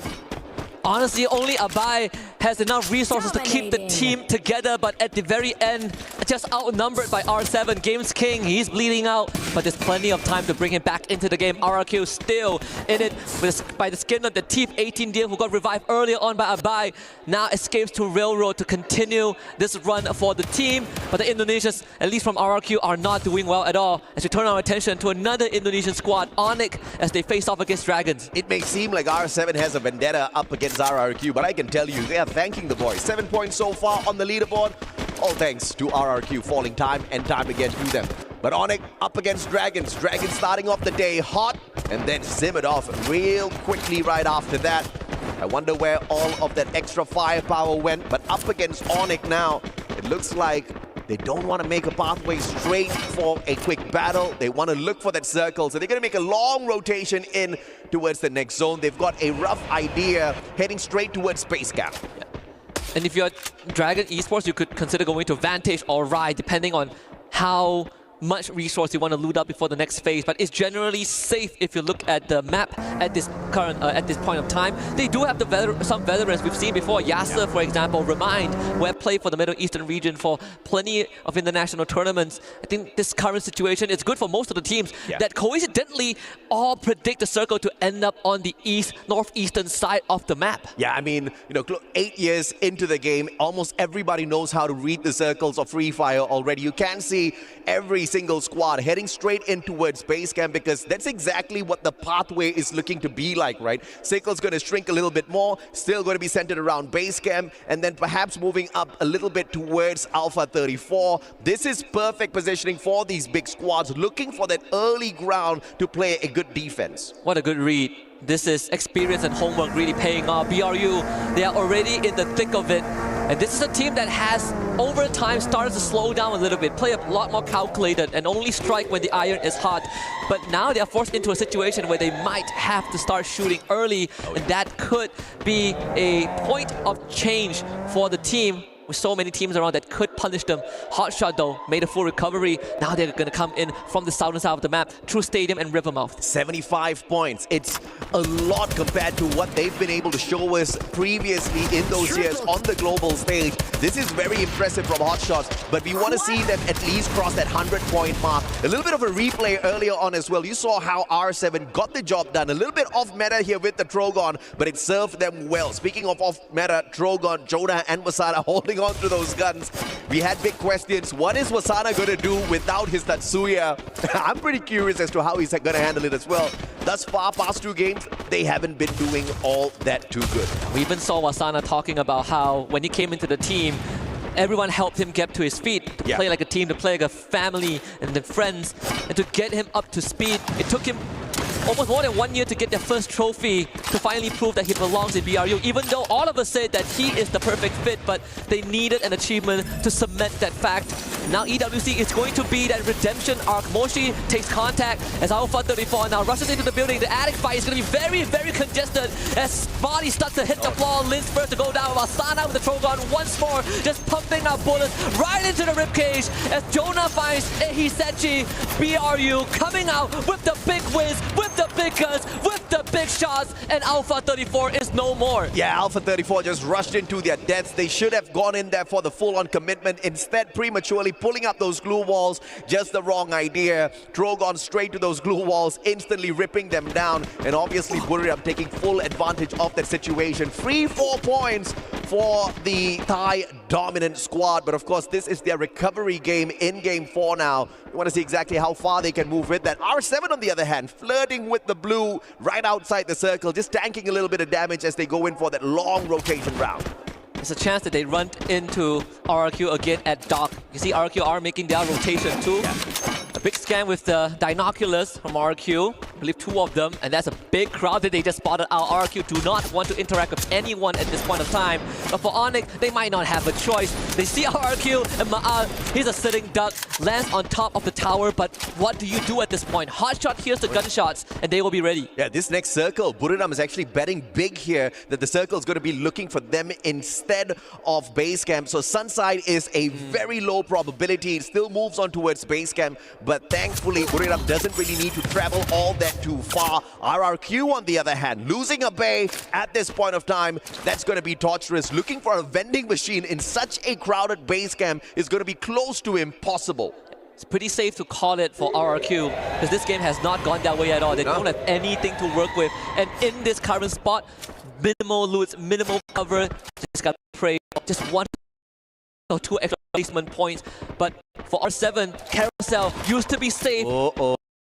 But from BRU, there's a chance that because the circle didn't end on Sunlight, they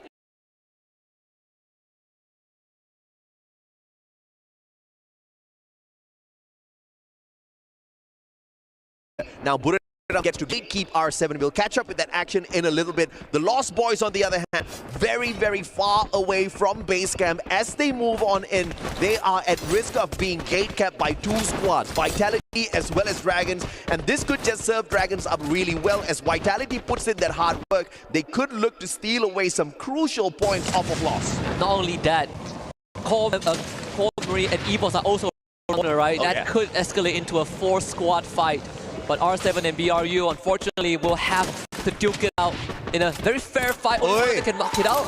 As Haone in general fell to the feet. What happened? They broke their ankle somehow, but brought back up pretty quickly.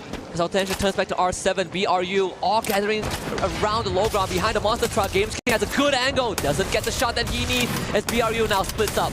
Yeah, Asana getting away from danger in the nick of time here. Cassie's electrotherapy already connected, already under the bridge like the trolls. Buriram are sometimes. They run away from these boys, get high, everybody's tagged. Games King just so accurate with those shots.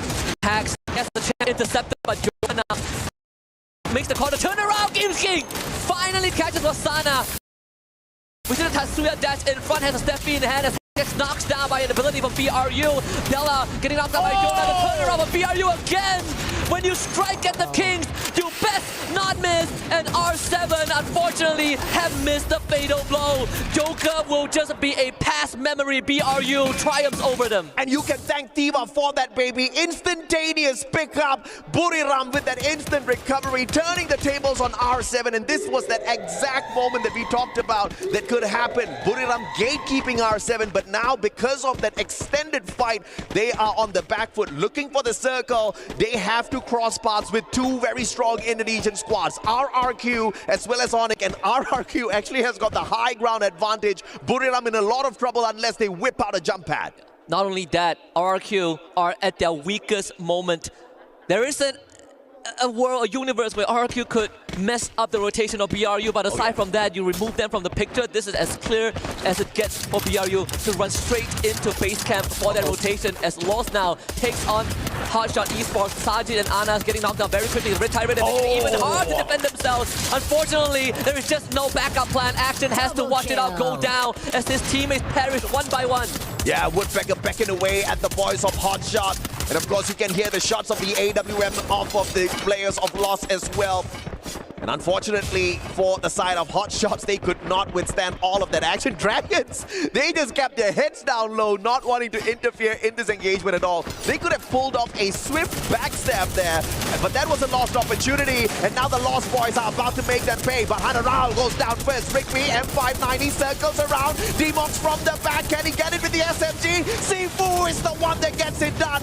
Rawan is the next player down on the ground. Lost did not expect this, and they are getting wiped by the most unsuspecting squad out there from EMEA. The Dragons once more roar and soar into the skies. Now they get a safe spot. Onyx did get wiped out by BRU off screen as BRU's warpath continues straight into the circle. That Tyranium goes straight over to Narnia, hitting no one.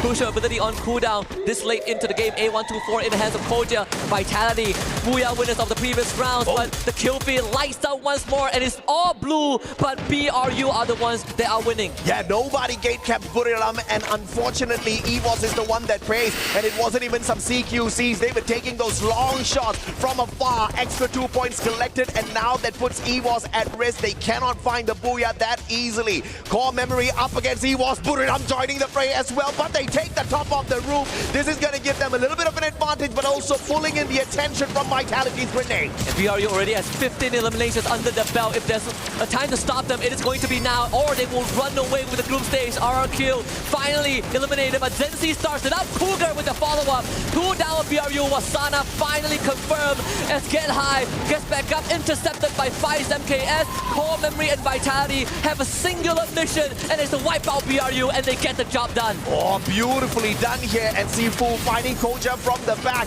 Will Dragons be able to rip away their Booyah here at the expense of Vitality? They do have digs right up on top of the roof with the bird's eye view, but the glue wall melters all laid out already, and the circle favoring the EMEA squad as well. Dragons stand a strong chance, but unfortunately this is going to drag in all of the rest of the squads towards them as well. Vitality caught in a conundrum.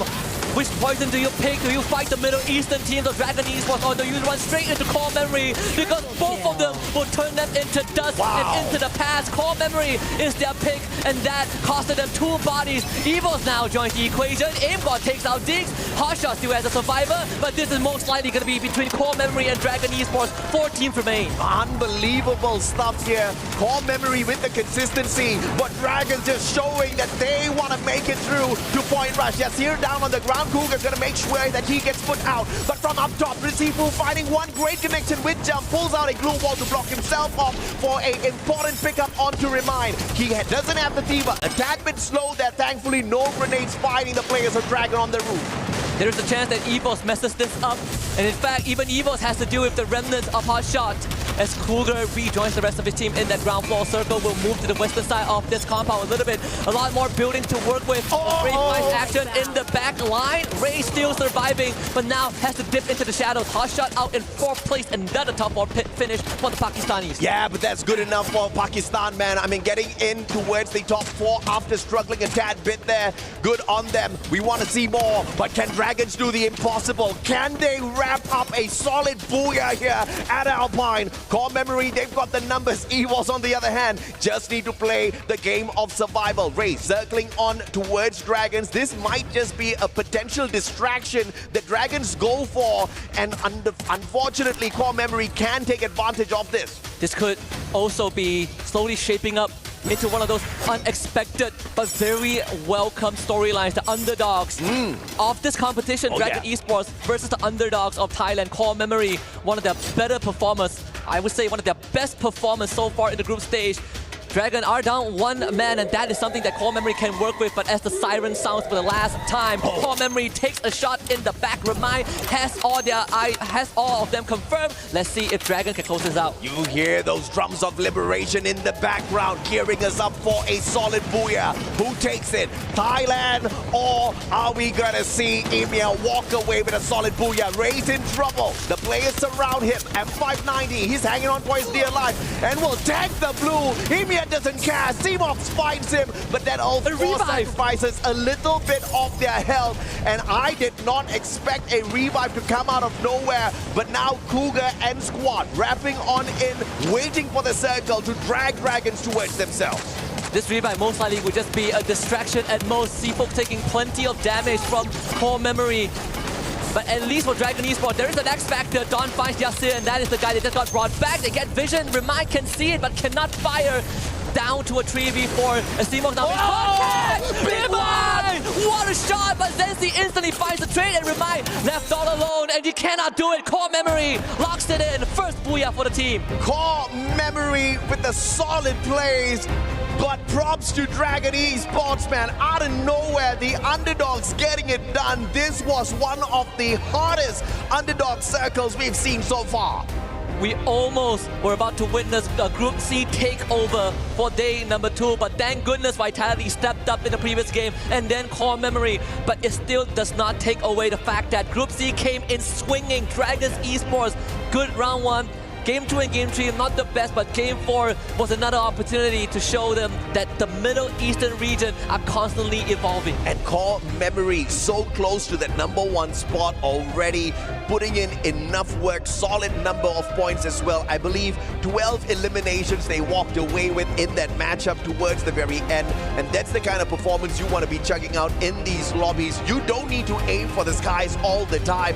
You just want to have more than 10 eliminations, get to that final circle, and you're pretty much good enough to get your squad into point rush. That was a valiant effort turned into a solid booyah. And at the end of the day, it depends on the perspective of the players. How do you want to finish the knockout stage? Do you want to finish in the lead and make a statement piece right off the bat? Or do you just want to do the bare minimum, make it through to point rush, and then start showing all your cards? And I think in this case, teams like Hotshot and Dragon Esports are looking at the latter, but teams like BRU, Core Memory, they're looking to instantly tell the world that they are here to take the trophy away. And if you don't step up, you will not stand a chance. Yeah, absolutely. And of course, this was a shocker for everyone, no doubt whatsoever. But Lost kind of losing that opportunity a tad bit late. But of course, we've got Yunso out there with an interview set up for us. Let's see exactly who she's got with her. All right then, thank you AJ and Husky, and here's our little interview of our Kuga here. สวัสดีค่ะ Kuga โอเคค่ะเป็นยังไงบ้างอะอะไรนะครับเป็นยังไงบ้างก็ เป็นยังไงบ้างครับดีใจครับที่เปิดบูย่าแรกได้ก็โฟกัสเข้ารอบชิงครับ So we are pretty happy and excited that finally we be able to get the first booyah. And from now on, we're gonna focusing on getting to the championship. Oh, that's really good to hear. So our second questions. Okay, Cougar, so how do you feel about when your team we are having a change of a player named Ston? How do you feel about him? Does it make a huge difference in our game? ก็ในทีมมีเปลี่ยนเพลเยอร์มา1คนใช่ไหมฮะคิดว่าผู้เล่นที่เข้ามาใหม่เนี่ยฮะมีผลต่อรูปแบบการเล่นหรือว่ามีผลต่อผลลัพธ์ในการเล่นแต่ละรอบไหมครับมีครับก็เป็นอินเกมครับพี่ดนก็มีผลเยอะมากเลยครับคอยสั่งพวกผม Yep, actually there's quite a huge effect from the new player that just joined our team. He's like kind of like our new IGL and like command keep giving us the order, like what do we have to do if there is an urgent situation happen during the games. That's really good to hear because I also find that there's a different thing about core memory that is done and they make a huge difference. So good luck in your next game, Cougar. Fighting, Susuna. And now let's throw to our break. But first, we will give you a final blow.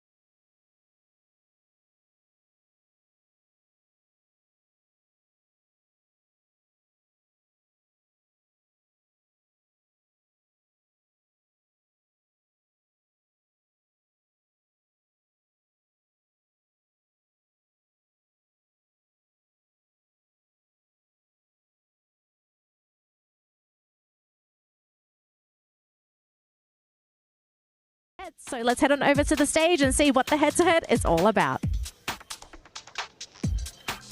What's up, everybody? The SMB head-to-head. Hey, whoa. No, Sorry about that. You don't do that. You don't do that here. We do not get these smudges because these teams are working far too hard. And maybe this time around they can change it up here. My name's Getting Q. This is Tash Bunny. We're here at the stage. Tash Bunny, I heard that you've got a team that you're interested in for this head-to-head. Oh, yes. Ever since Raja was completely glazing them on the desk, Lost has completely stolen my heart. They are a team that's really surprised me today with not only just those insane booyahs, those insane frags, but also they have the General. The General, of course. He's looking to lead this team to the next generation of Free Fire. But for me, I'm a little more interested in a team who has a fan base from Vitality, a team and all their members. Give it up in no prize. Give me some noise.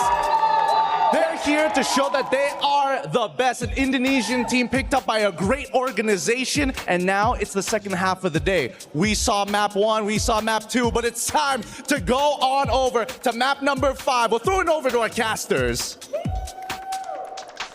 Thank you very much to Gideon, Tash, and the rest of the panel, Raja, Neptune, Dana Lee.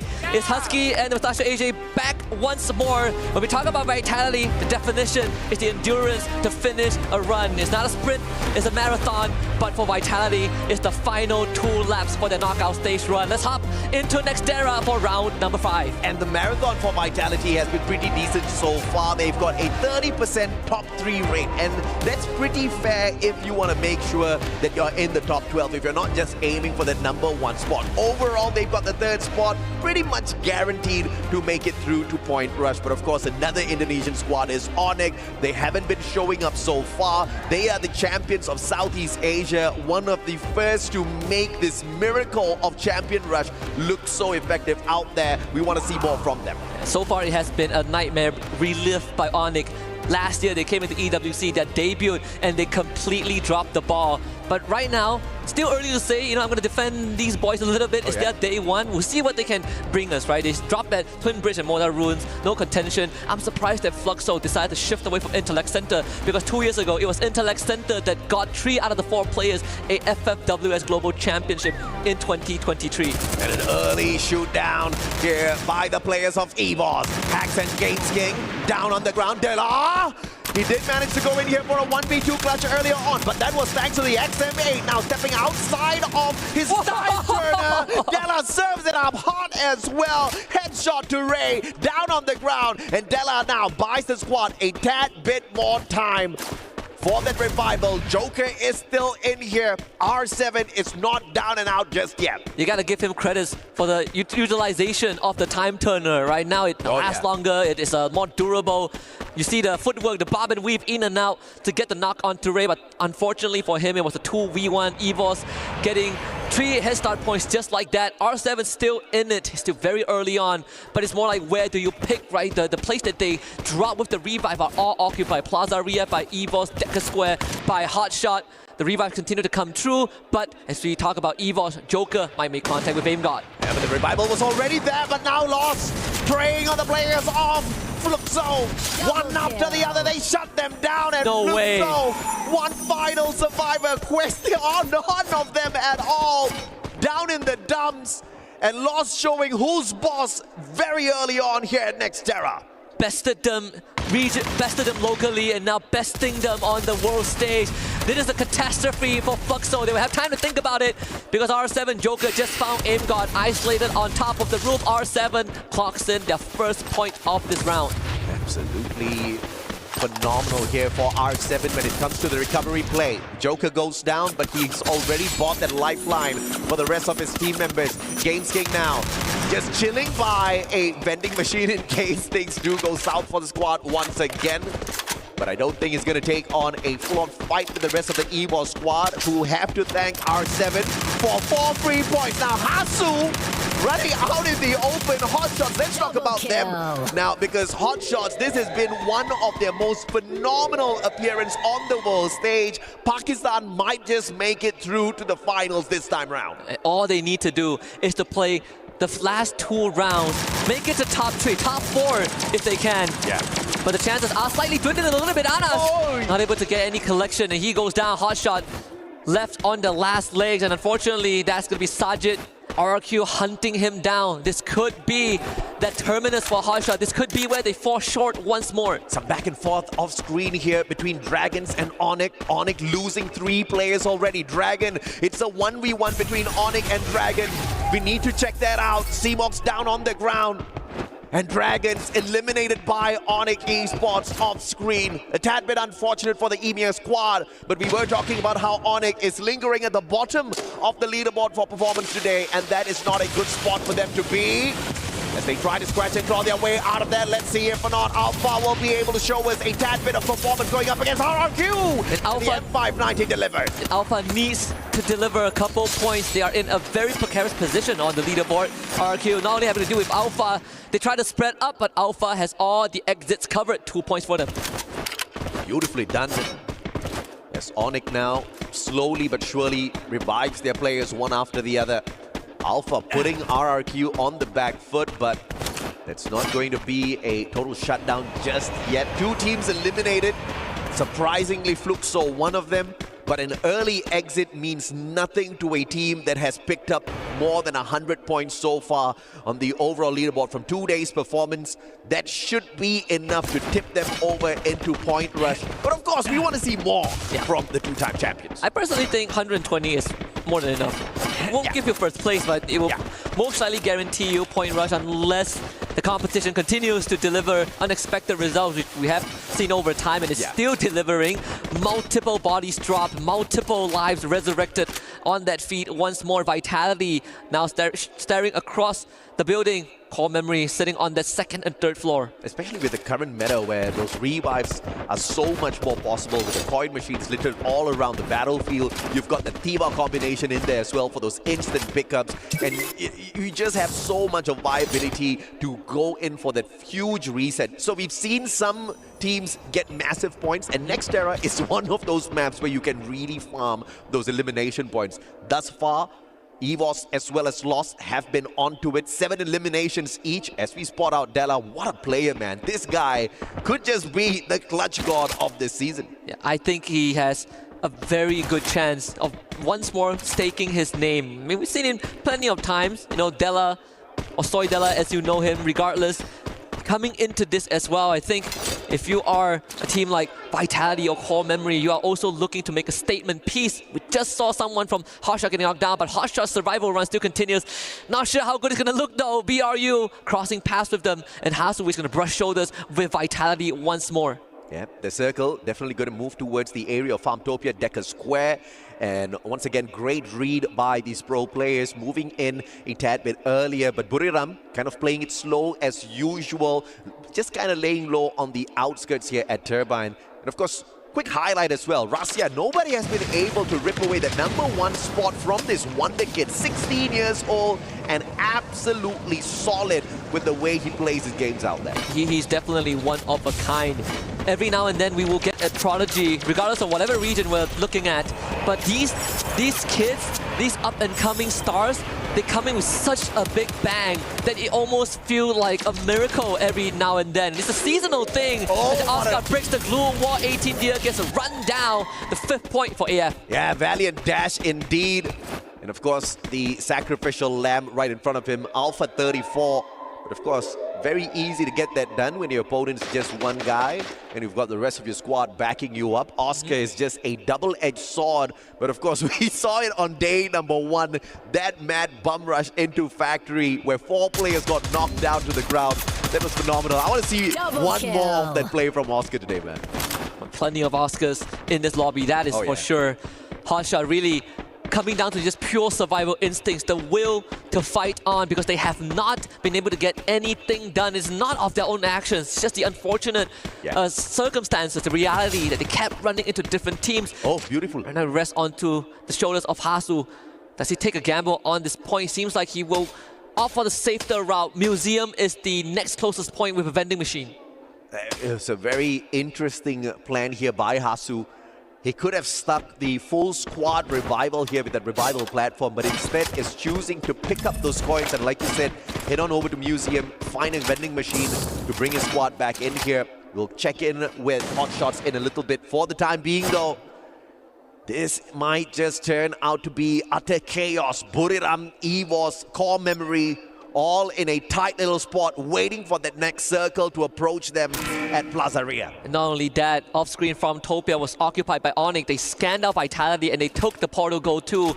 So that fight might break out between these two Indonesian rivals. Another revive spree for Hotshot. So they are going to be back in the game, but time is going to start ticking pretty fast. Nando 9 and Haone taking down the members of Alpha 34, a quad, and a fifth for Haone. He's just way too good.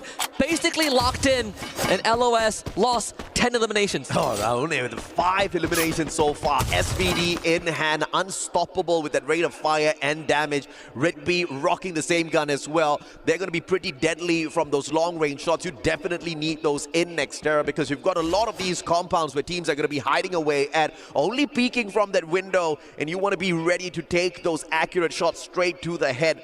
So we know R7 is ready for that final circle play this time round. They've got the combinations of that M590 as well. Of course, once again, highlight to not one but 2 players from EVOS Esports, both Rasia and Ray dominating with the damage. And this is going to be crunch time. And look at Hotshot's position once more, completely separated. Full revive finally completed. But they are going to come in basically naked with minimum to work with. So let's see if that willpower is going to get them through. Again, top 4 is the best position just for placement itself, but with where Saji dropped, he's probably going to be fed instantly. Rasia picks up a freebie for himself, but it's nothing much that Hotshot can do. Yeah, interesting move here by Hotshots. First of all, Hasu succeeds with the full squad revival off of the outer circle revival at Museum. 3 players back in here, and instead of dropping into one spot, which will be very dangerous, they have now spread out onto the battlefield looking for the placement points for the win here. I think Pakistan has got the right strategy. They just need to inch on forward game after game, not looking for the booyah. This is a smart play for Hotshots. And this is the best course of action. Hasu even finding a vehicle to facilitate that rotation. He has finally escaped the blue just in time before the blue really start to do some serious long-term damage. Portugal being dropped down by R7. This could be a big jump. They're going to take it right now on 3 of them. The transport will be completed on top of the roof. Vitality on one side and Onyx on the other. Yeah, I mean, it's good to see some teams not forgetting the fact that the portal goal still exists. Yeah, a tad bit expensive, but the coin machines are littered everywhere on the battlefield. R7 making good use of that. A clear rotation round, finding the roof, and now they are in prime position to play this next circle. But of course, when it shrinks a little bit more though, R7 is going to have a very, very big advantage here. So those are once again big brain plays from them. But up against 2 Indonesian squads, Onyx and Vitality, this is going to be difficult. Vitality just spotted a Hasu. So he's going to be taken down. If you're action right now, I think Hasu needs to make the call action. Just stay still. Yeah. Don't even let them hear you breathe. It's you and Anas at this point. There's no more shot for any revival at this point, aside from feeding free points to the opponents. But thankfully, you have RQ who just joined Plazaria. Yeah. And this could be a distraction that Hotshot can utilize to get deeper into the run. Absolutely. And that is the right assessment because Hotshots at this point of time, if they get eliminated, they only walk away with 1 placement point. They gotta wait for a few other squads to drop out there first. Loss is helping them out by shutting down player after player from Alpha 34. The boys still hanging on for their dear lives. Next circle. Does R7 get the read accurately here? Or does Buriram, Core Memory, and EVOS find the next circle? Neither one, as RRQ is the one that's flavored in a beautiful spot for the circle as well. You've got a little bit of a half and half with a decent compound to work with at Plazaria as well. I would like to believe that RQ also scanned out the northern side because that Dinoculus took a scan, pinged out 12 players. But the baton is going to be passed from action to Anas, who is the closest person to the circle at Plazaria. Another big scan. I think this one most likely is going to be by RQ, by Lost, because Anas was caught in the radar. 5 members being pinged instead of 4, and Lost has 13 eliminations. I can't believe Anas is still shooting at players at this point of time because really just needs to stay calm and not show up on the map at all. Play those placement points because we thought Alpha was about to get taken down, but they're hanging on for their dear lives here. R7 is still alive and kicking on the side of Alpha 34. And he finds action on top of everything else as well. Big play by Alpha, big play by R7. Nothing much that he can do. As Alpha 34 getting wiped out. It's all down to Anas. First to go down in the round, but now last to stand. Zarasia finds another knock. This one is a big hit onto Moshi. Low stepping in again. BRU tasting the wrath of two different regions in a single go. R7 against Onyx. The glue wall will not stand for long. R7 starting to bombard the compound. Well, fantastic glue wall erected here by Onyx, just bouncing off all of those grenades. R7 doesn't get to nick away a couple of extra lives here, and now they're out in the open, battling up against the circle. But EVOS out of the window, straight into the firing squad of Lost. Nando 9 taking good advantage with their high ground action. Hotshot out in 9, not enough placement points for them, but we'll have to see what they do in game number 6. In the meantime, EVOS desperately trying to break down the defenses they set up to go after Buriram. And EVOS needs to take down Wasana. They need to eliminate this third party, an X factor that could turn it all around on his heels. Ray desperately trying to bring around the Rosie. Vitality joins the fight, and EVOS, they didn't want this to happen, but Vitality do not care. Wasana finds a second chance as those glue wall continues to be put up, but the blue zone is closing in. Vitality needs to break through. Unbelievable stuff from Buriram. Wasana hanging on for his dear life, but unfortunately for him, it will come to an end as well. Ray finding him with the M590. R7 now outside the circle, but the zone moves straight towards them. This is going to be a huge advantage. They need to play with their glue walls well. Core Memory going to be keeping Vitality a tad bit busy now. And Vitality have a very good shot of stopping a back-to-back for Core Memory and getting a second booyah for themselves in this knockout stage. Core Memory really stuck on the second floor. They need to jump off the ledge. The time turner will only buy so much time as Lost gets eliminated off screen. Core Memory now takes the fight to Vitality. Cougar with the Oscar dash finally makes it to the backline, turns around, but Koja is ready to accept the challenge. The interception for Vitality works out. Core Memory still allowed, but R7 now joins. Yeah, R7 not waiting for Vitality to take the fight up against them. Gamesking dealing with the damage that the blue brings to the table, going in for the eliminations. Dawn desperately trying to find his recovery. R7 not giving them room at all. Food really low on their HP, has the Trogon in hand. More importantly, needs to top up his health. The circle gets the rest of the job done. Jump, unfortunately, is not going to be able to save his buddy. Has got that Superman in hand, and now Core Memory finds a little bit of space to recover. What a rotation. The launch pad. Gamesking survives, but Joker gets picked up by Noki, the only Malaysian representative and the first ever Malaysian export.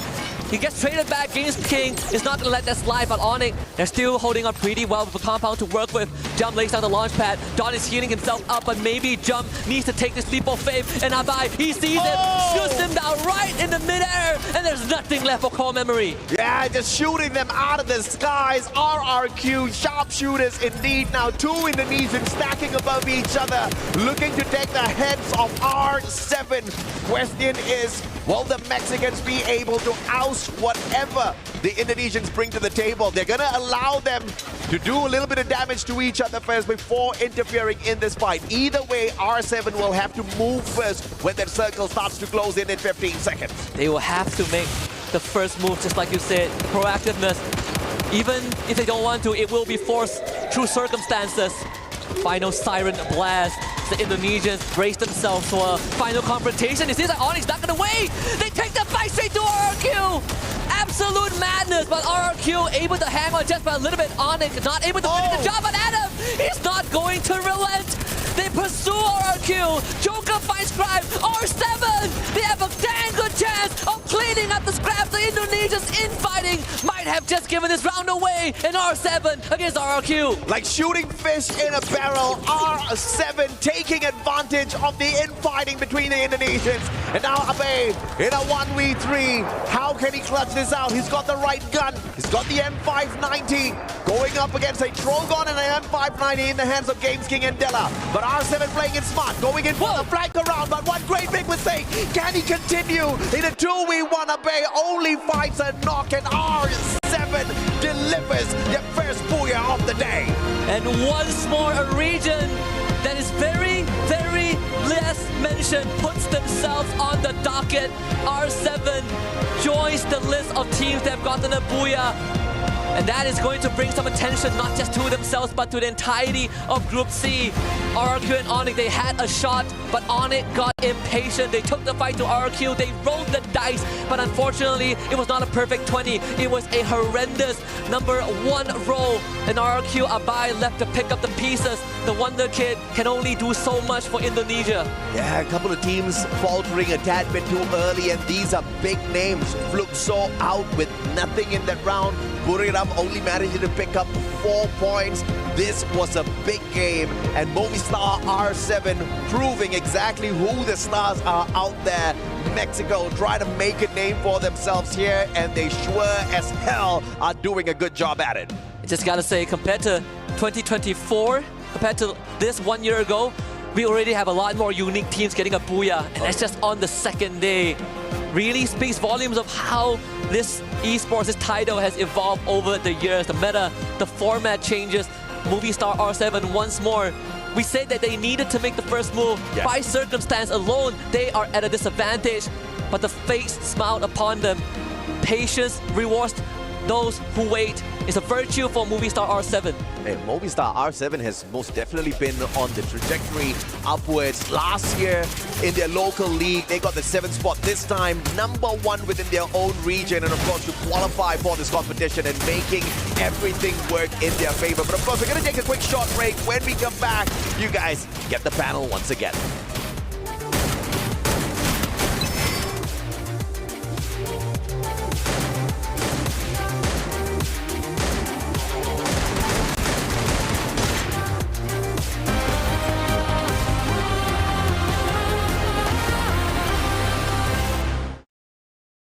The human body was built to move.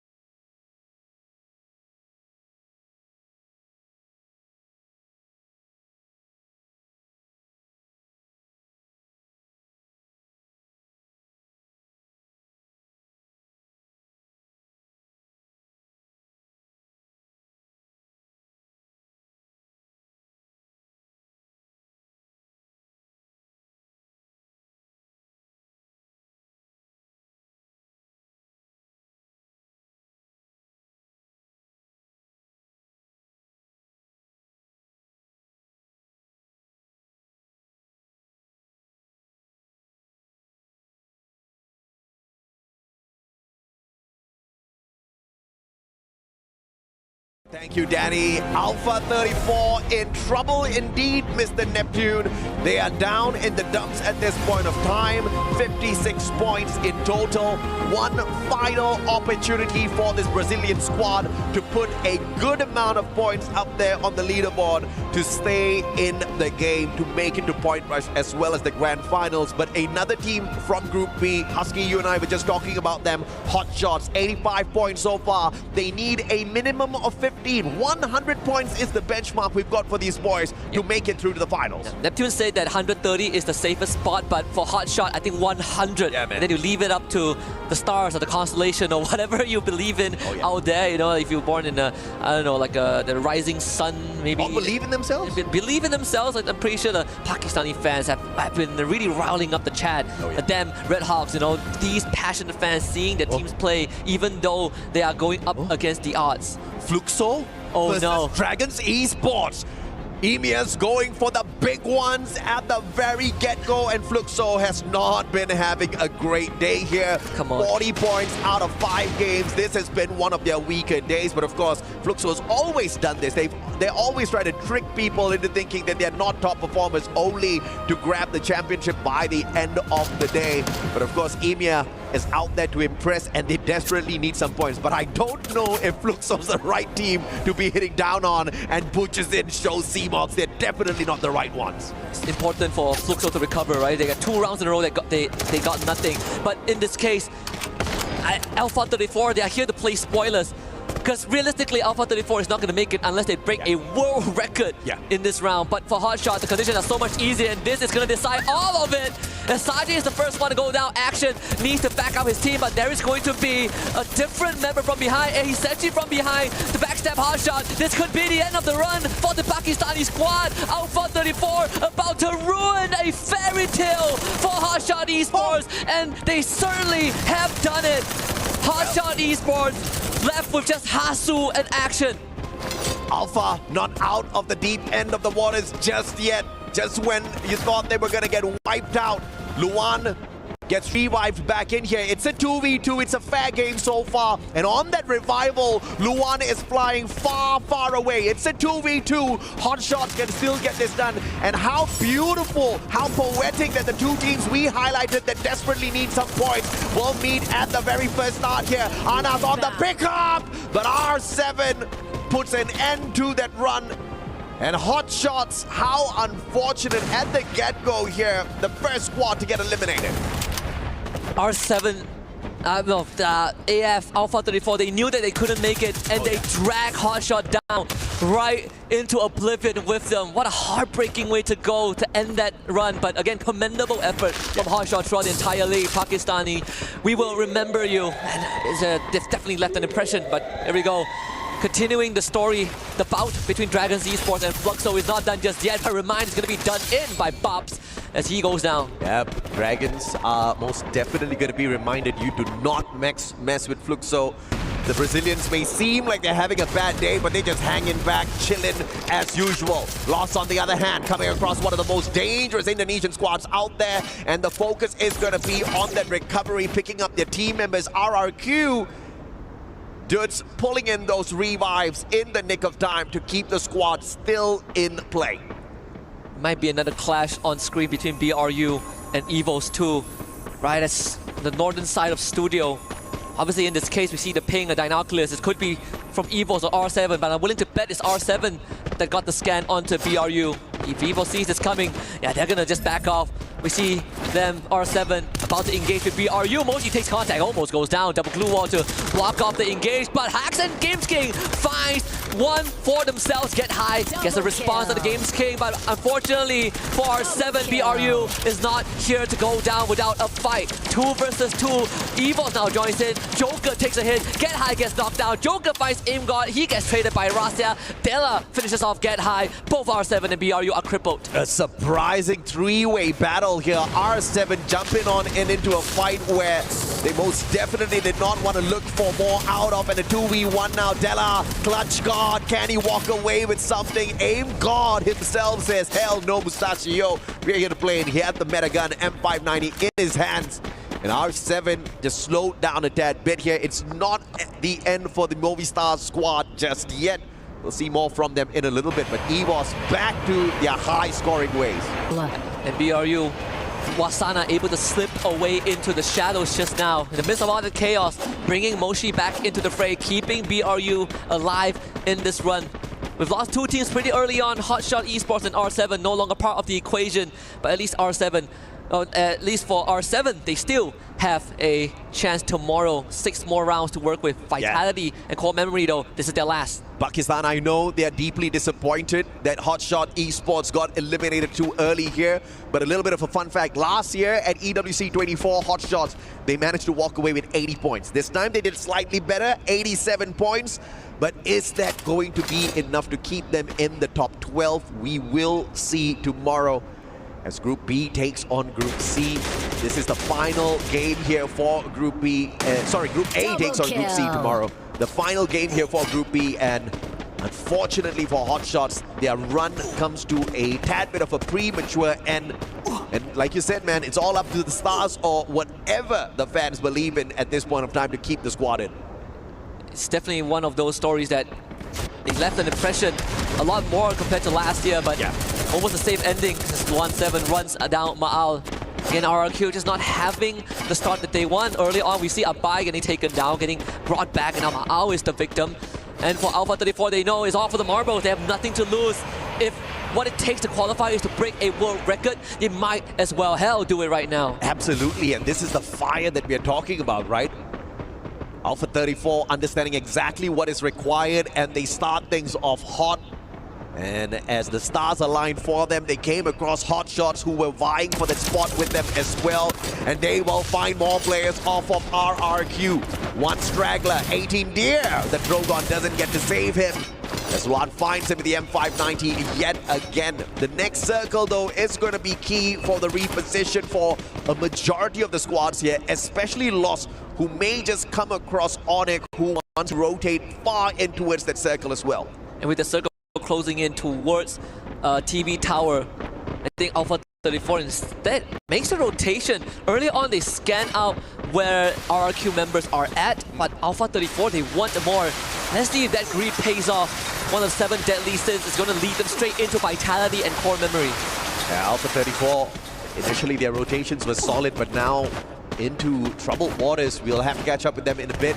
Outside the circle, we do spot the players of EVOS just chilling around, looking for that loot. Circle 2 doesn't hurt just yet, but in 20 seconds, Circle 3, that's where trouble will come.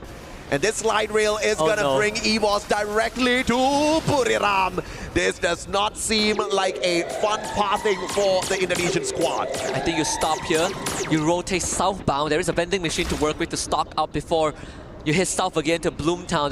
That is the optimal one, considering what we can see. But for the teams, let's see if they can make that educated guess. It is once more a dice roll in this case.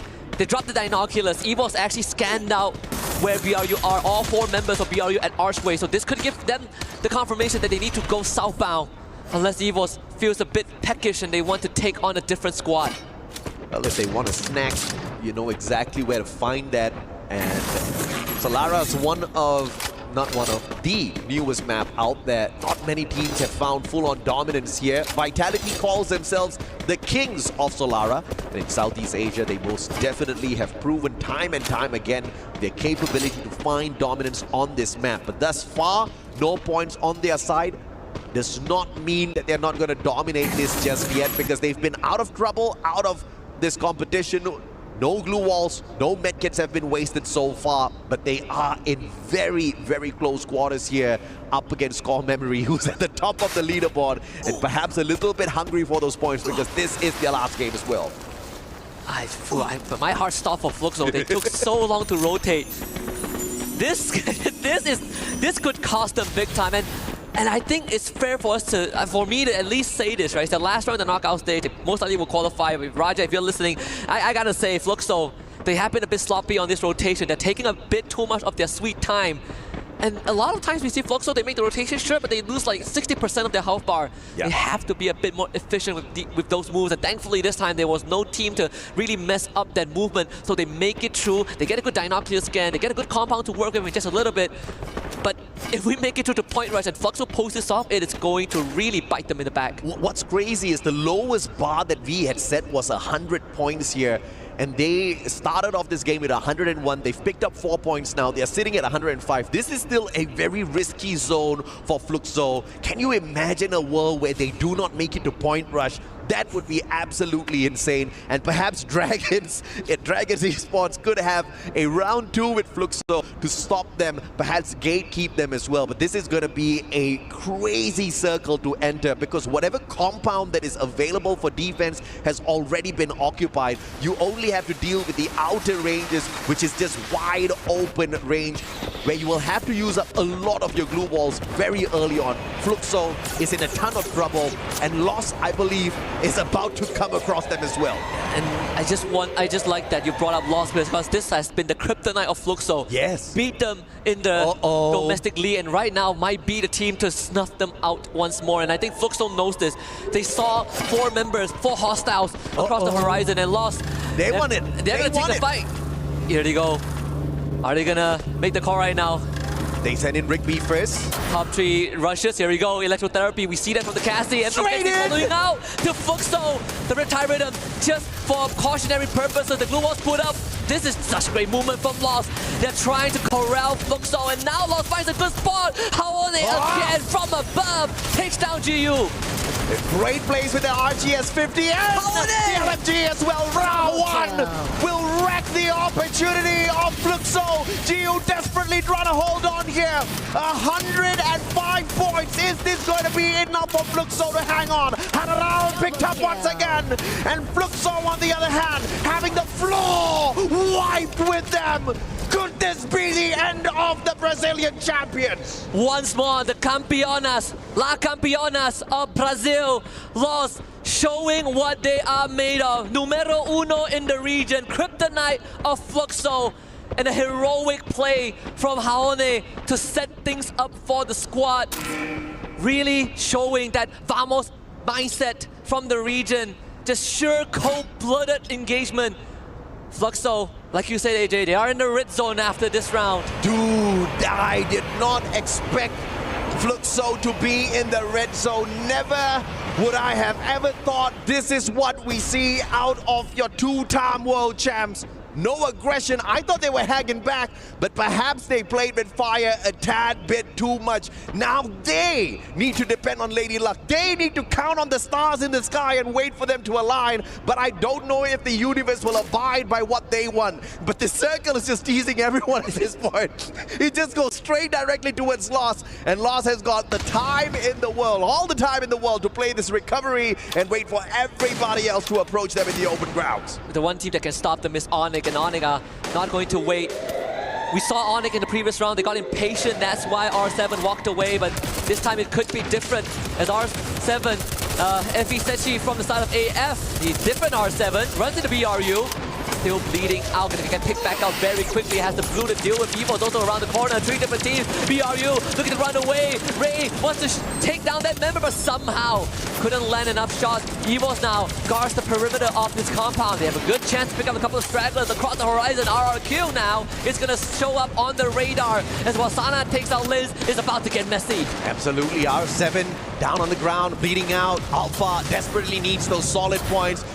Whatever they can put on the table, they most desperately need it for themselves. But Evos with the brilliant reposition on the jump pad, turning around, and Rasia of all players finding that long shot. And the first grenade elimination 13 minutes into the map is insane, but we see it out of Evos. I believe that Onyx just got wiped out, Alpha 34 as well. The story finally has this final chapter penned, a full stop for this squad, the underdogs of the Brazilian region, joining Fluxo out in the lobby. Kochu, just a point-blank grenade launcher into 18 Deer's face. He's a deer in the headlights. Another elimination, 11 points for Evos as they continue to run into the safe zone, but they're getting shot at by Jonah. They're getting shot at by RRQ. They're getting shot at by Vitality. Onyx.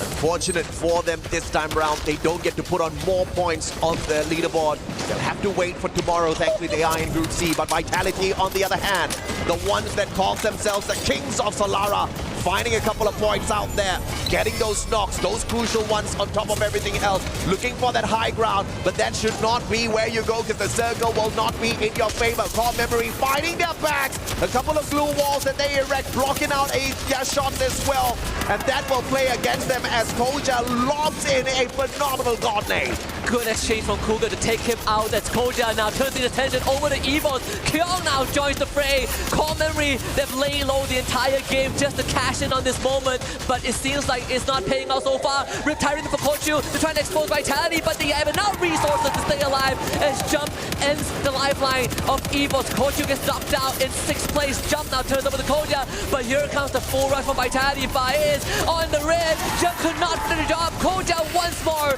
pulls through in the end as Lost shows himself on the kill feed. Cougar goes down. It's down to 2 for Core Memory. Vitality now dealing with the circle as well, but Lost taking advantage from the opposite side of the battlefield. Long range shots, and as anticipated, the circle going to move on to the flatter lower grounds. Koja with a mad rotation here, right outside the circle, has to absorb some damage from the blue, straight into the vehicle, but that was an insane play as Hawan puts him out of the race. Vitality eliminated in 5th. Desperation move from the side of Vitality. 5th place is all they have. The jump pad left behind by the remnants of an opponent. Seafox finally shows his face. But Rigby picks up that kill, a stolen point. Dragon Esports, they make their move as well. He's dead against Law, taking the fight straight towards the Brazilian Kings. There's Core Memory out in 4th. There's only 2 full squads left. Unfortunately, for the side of General, he gets knocked down. Bets MT60 joins in and takes out the rest of Dragon Esports. They'll clean up the remnants of this. And unfortunately for Dragon, there's just not enough for them to stand toe-to-toe with Lost. And it's only RRQ with the last remnants of the members on the map. And there's nothing that Ma'au can do. Lost gets the booyah, and Lost once more proves why they are the Kings of Brazil. No Fluxo, no problem, baby. Your #1 squad out of the Brazilian League is here to play and here to dominate. What a massive game out of Lost. 21 eliminations strong. And there ain't nobody out there who can keep up with the pressure that they are bringing on to right now. Falcons are going to have their hands full tomorrow with this team. Flashbacks from last year when some of them were still with Netshoes minus GG. They almost made that Cinderella story happen. Not in the group stage, but in the grand finals. 2 back-to-back booyahs in round 4 and 5, only to fall in the Falcons' nest in round number 6. But then you look back, and now you look at some of them who survived the purge, who became members of Lost, winning domestically over Fluxo by a hair's inch, and right now might just have been the Grim Reaper and the executioner for one of the best teams in the world, a 2-time world champion Fluxo. Lost has put themselves in a powerful spot. They definitely have seen EWC 24, Hanaral Nando 9, Ra 1, under minus GG, and they were the squad that stole everybody's hearts. They shocked the world with their performance. They were the underdogs for sure out of Brazil. Nobody expected them to make big plays, but big plays they sure as hell made. But now as Lost, they have found their way and they are looking for sheer dominance. Last year it could have been the Falcons. Last year Thailand reigned supreme. This time Brazil looking to make quite a bit of noise out there.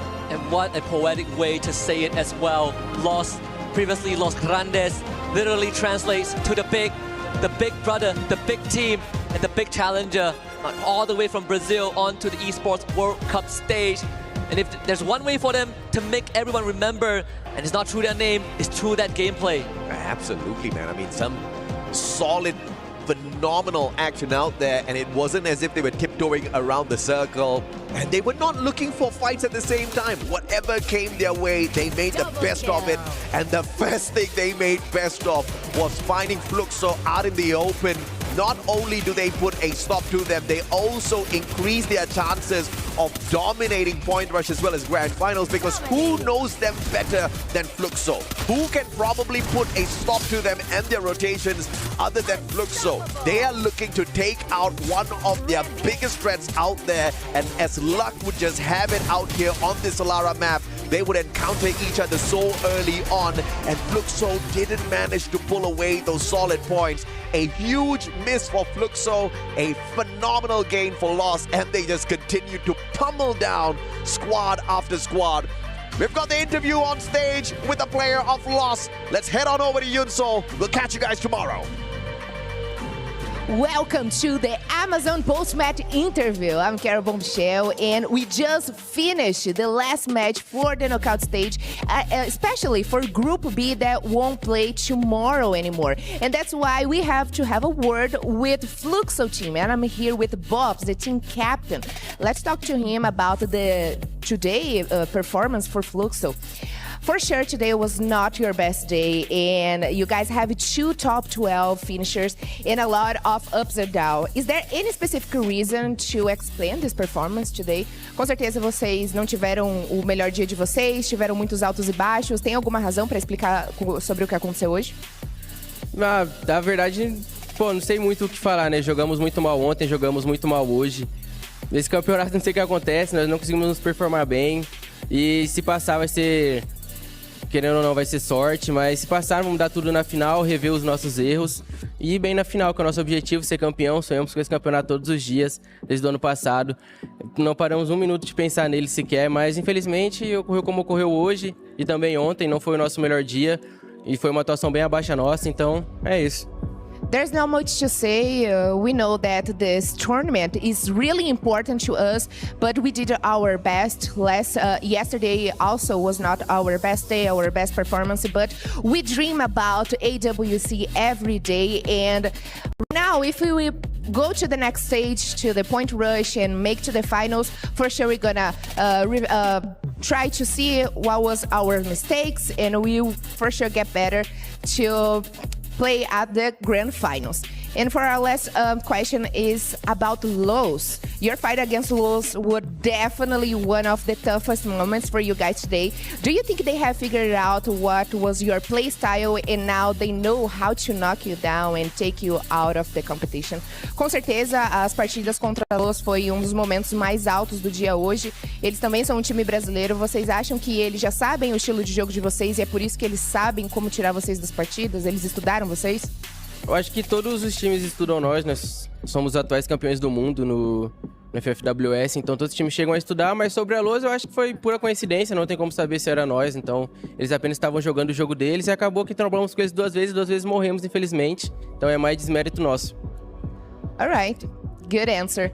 Yes, for sure, Los, they know how we play, but most of teams here know how we play. We are the reigning champions of Free Fire World Global, and most of them know how right now we just need to focus on ourselves right now and pray that we are going to advance to the next phase. Guys, today we have watched some high-level Free Fire action here, and I am more than happy to be here with you all. And right now, I'm more than happy to send to this next lady. They're gonna talk to you. They're gonna to do an interview. Yusu, it's all the stage. It's all yours. Hi everyone, that's our Carol Bombshell, and this is our little conversations with Evos. Hi Evos. Hello. Hi Ray. Okay, so this is our second day and also our last competition day, right? Yep. So you satisfied with the match today? How's everything going? Jadi hari ini kamu merasa puas gak dengan total poin di 2 hari? Nggak terlalu puas lah, karena kita masih banyak mistake yang kita lakuin. He's not satisfied enough because there's so many mistakes that we did.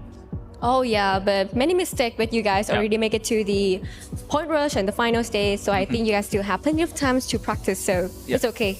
Did a very good job already. Thank you. So our second questions, since you guys have a very good sniper, Rasya. So do you think that he make a huge difference in your team? And do you think that with Rasya, you guys can become the champion of AWC 2025?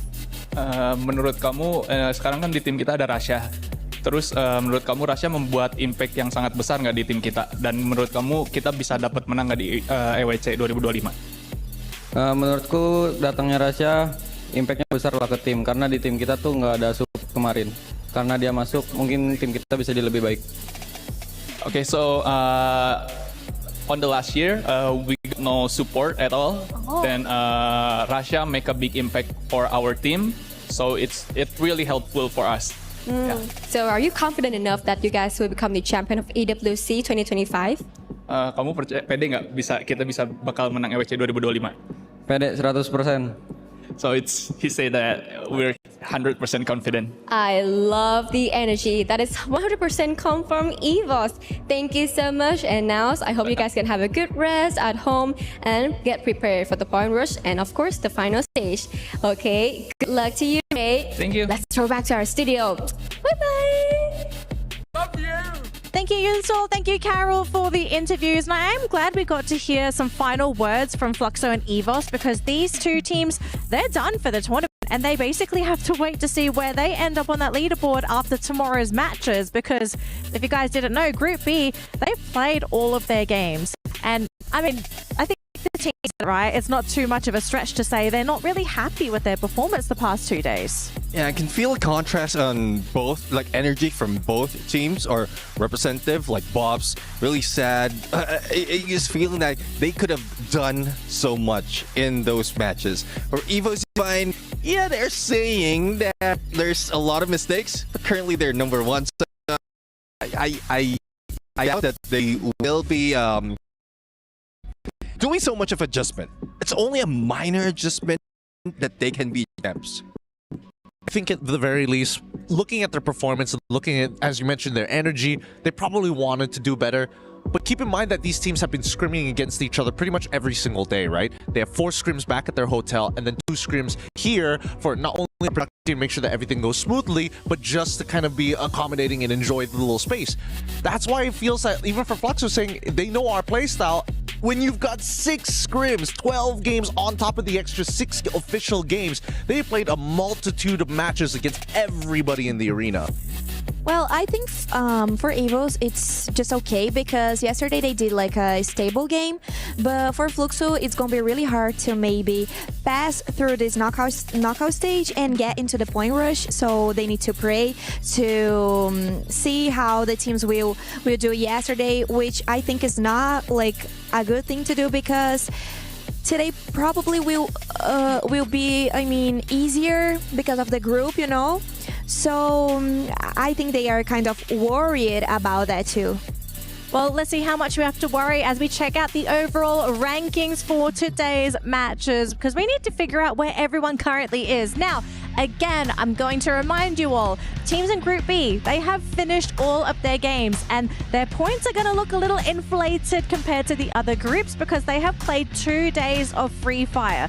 Group A and C will be catching up with their final matches tomorrow, and that is going to be the end of the knockout stage. Now, Neptune, the man, the master of numbers, okay? Just looking at the leaderboard, and I want you to focus on teams in Group B. What do you think, in your opinion, based on the prediction, is going to be a safe number to cut you into top 12? Yeah, I mean, I'm looking at 130, 135, around that range to be able to maintain your spot on the top 12. So there's a lot already from those in Group B that haven't made that cut. Well, we mentioned about Alpha 34 is already 68 points. We also have Fluxo like 106, unless the other teams from the next day would not be performing that well. Yes, they might be able to take that, but I'm just surprised with Lost right now. Imagine for one day it's 100